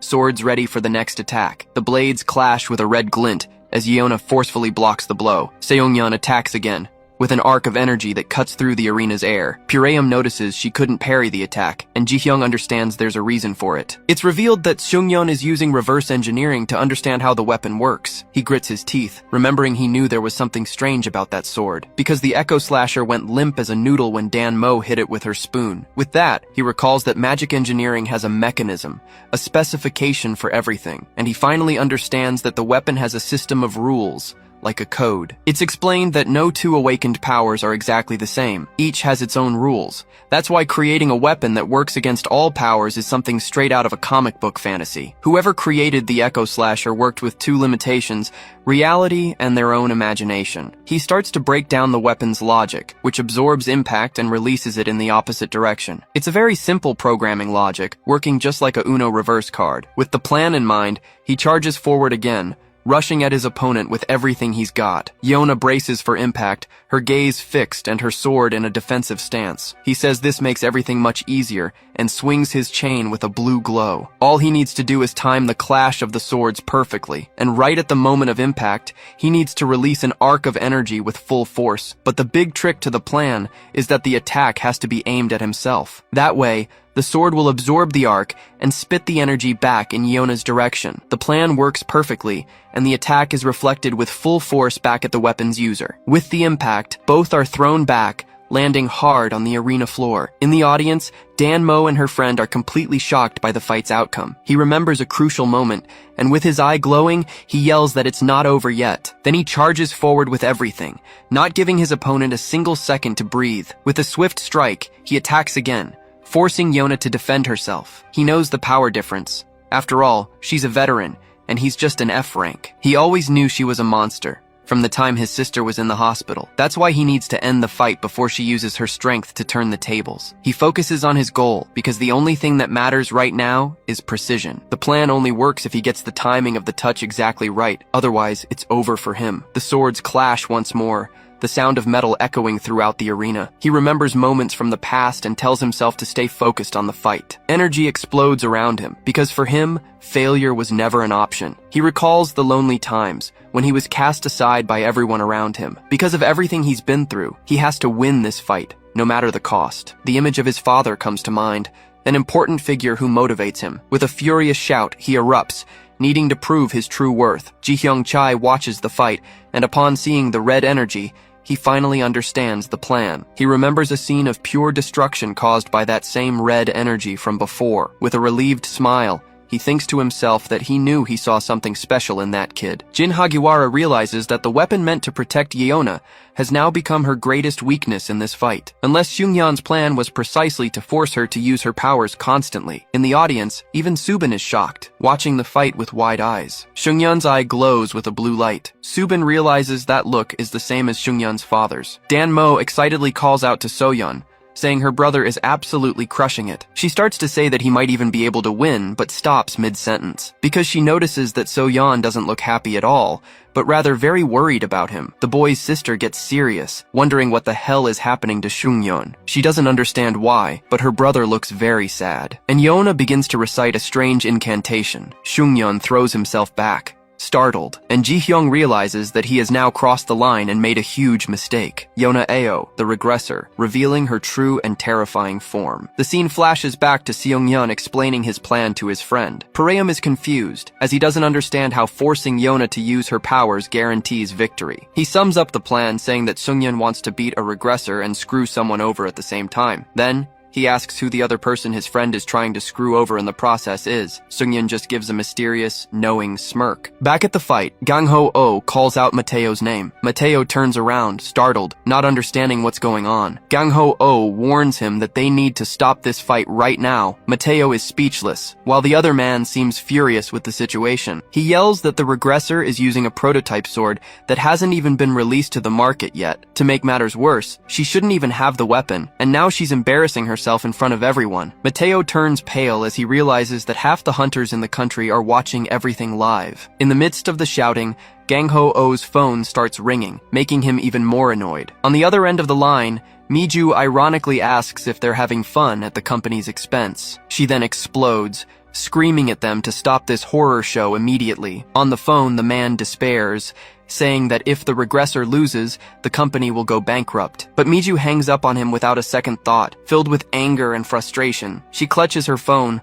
lamenting that it's too late to do anything now. It's revealed that she practically begged her father to handle this product presentation. Now she's desperate, because if he finds out about her screw-up, it'll all go down the drain. Just then, she remembers Seung-yeon, and her eyes fill with pure fury and understanding. She wonders if this was his plan all along, but doubts that Moron would be that smart, because if he just wanted to win, he would have switched the sword for any other, not the Ripper. Sitting at a game board, she finally realizes that Seung-yeon-gi is a treacherous snake. She understands his move, feeling like an idiot for being so easily fooled by him. Elsewhere, Mateo asks his boss what the plan is to stop the match now. Gang-ho says he knows the building and could even burn the whole place down. Mateo turns pale with fear, asking if the veteran is serious about setting everything on fire. He thinks that's crossing a line, even for the people at the corporation. Gang-ho glares at him, asking since when they've ever cared about limits. Yona unleashes all her power at once. Seung-yeon throws himself back, startled, preparing for Yona's attack, and Seung-yeon realizes she's coming at him with everything she's got. She remembers that this isn't her first battle, and that she's been through a lot. With a threatening look, the regressor tells Seung-yeon to keep his eyes wide open. He grits his teeth, knowing he absolutely cannot let this attack hit him. But to his surprise, the strike never comes, leaving him completely confused and shocked. In the audience, Ujin-jeon also has no idea what's happening. Dan-mo wonders what's gotten into her, as Yeona just stopped in the middle of the fight. She continues to gather energy but doesn't launch the attack, creating a tense atmosphere. The crowd is confused, wondering if this is some kind of cliffhanger. Seung-yeon starts to break out in a cold sweat, realizing there was something he hadn't considered. He thinks about all the time he spent with his sister, and why he thought Yeona would be any different. He questions why he assumed she could use her powers but just didn't want to. And then he understands that she's just as afraid of her powers as his sister was, and he feels like scum. The scene shifts to a flashback, where a man asks if she doesn't speak because she doesn't want to, or because she can't. He approaches Yeona, who was sitting there on a bench looking sad with her head down. Then he says it's funny, because those who go to another world never have trouble communicating. It's as if a special power instantly translates everything they hear and say. This made him think that the god who sends them there didn't want them to feel lonely, but he thinks that power must have malfunctioned on her way back to her world. He then asks if that's why she can now only speak the language of the other world. Yona says something back, but in that strange language that no one can understand. Seeing that it wasn't going to work, he suggests they try something else. He invites her to a school with others like her, extending a hand to help. He explains that there are other ways to understand each other, even without saying a word. And so, she arrives at the Seonghan Academy for the Gifted, a completely new place. The man then welcomes her as she looks a bit lost in the school hallway. He tells her that she'll find many other students there who are just like her. With that, a glimmer of hope appears in her eyes as she sees the other students. A flashback tells us that Yona was known for being the wildest of the regressors. It's explained that at the end of last year, she completely lost her mind and went berserk. She single-handedly blew up an entire building with no help from anyone. But afterwards, she seemed utterly terrified by what she had just done. No one could communicate with her. It was like she was trapped in her own world. Then, a mysterious man found her in the middle of all that mess and destruction. To other people, she barely looked human, with such a frightening and out-of-control power. Meanwhile, Gang Ho-oh asks Mateo what a hunter needs most to survive. He then tells him not to let the rules get in the way of common sense in a tight spot. The scene cuts back to Seung-yeon, who understands that he shouldn't be bound by any limits. Back in the fight, Yona is crying, afraid of her own dangerous, uncontrolled power. But Seung-yeon realizes this isn't right. This wasn't how he wanted to fight. Then, in an unexpected move, he simply throws his sword away onto the arena floor. He thinks he should have known from the start that she was scared the whole time. Winning like this would just make him look like a dirty cheater, not a real victor, and it would leave a bitter taste in his mouth, reminding him of his sister. On top of that, he thinks about everything Ji-hyung said, and makes a decision. Suddenly, he gets angry and yells that he's had enough of all this stalling. He screams that he hates his own powers too, and asks if they're going to fight or not. He remembers that there are other ways to understand people, and without a word, Yona seems to finally understand what he meant. With that, the red energy in her arm slowly begins to fade. Time is running out, and the announcer says there's 1 minute left in the match. Then Yona rushes toward him, determined to fight using her powers,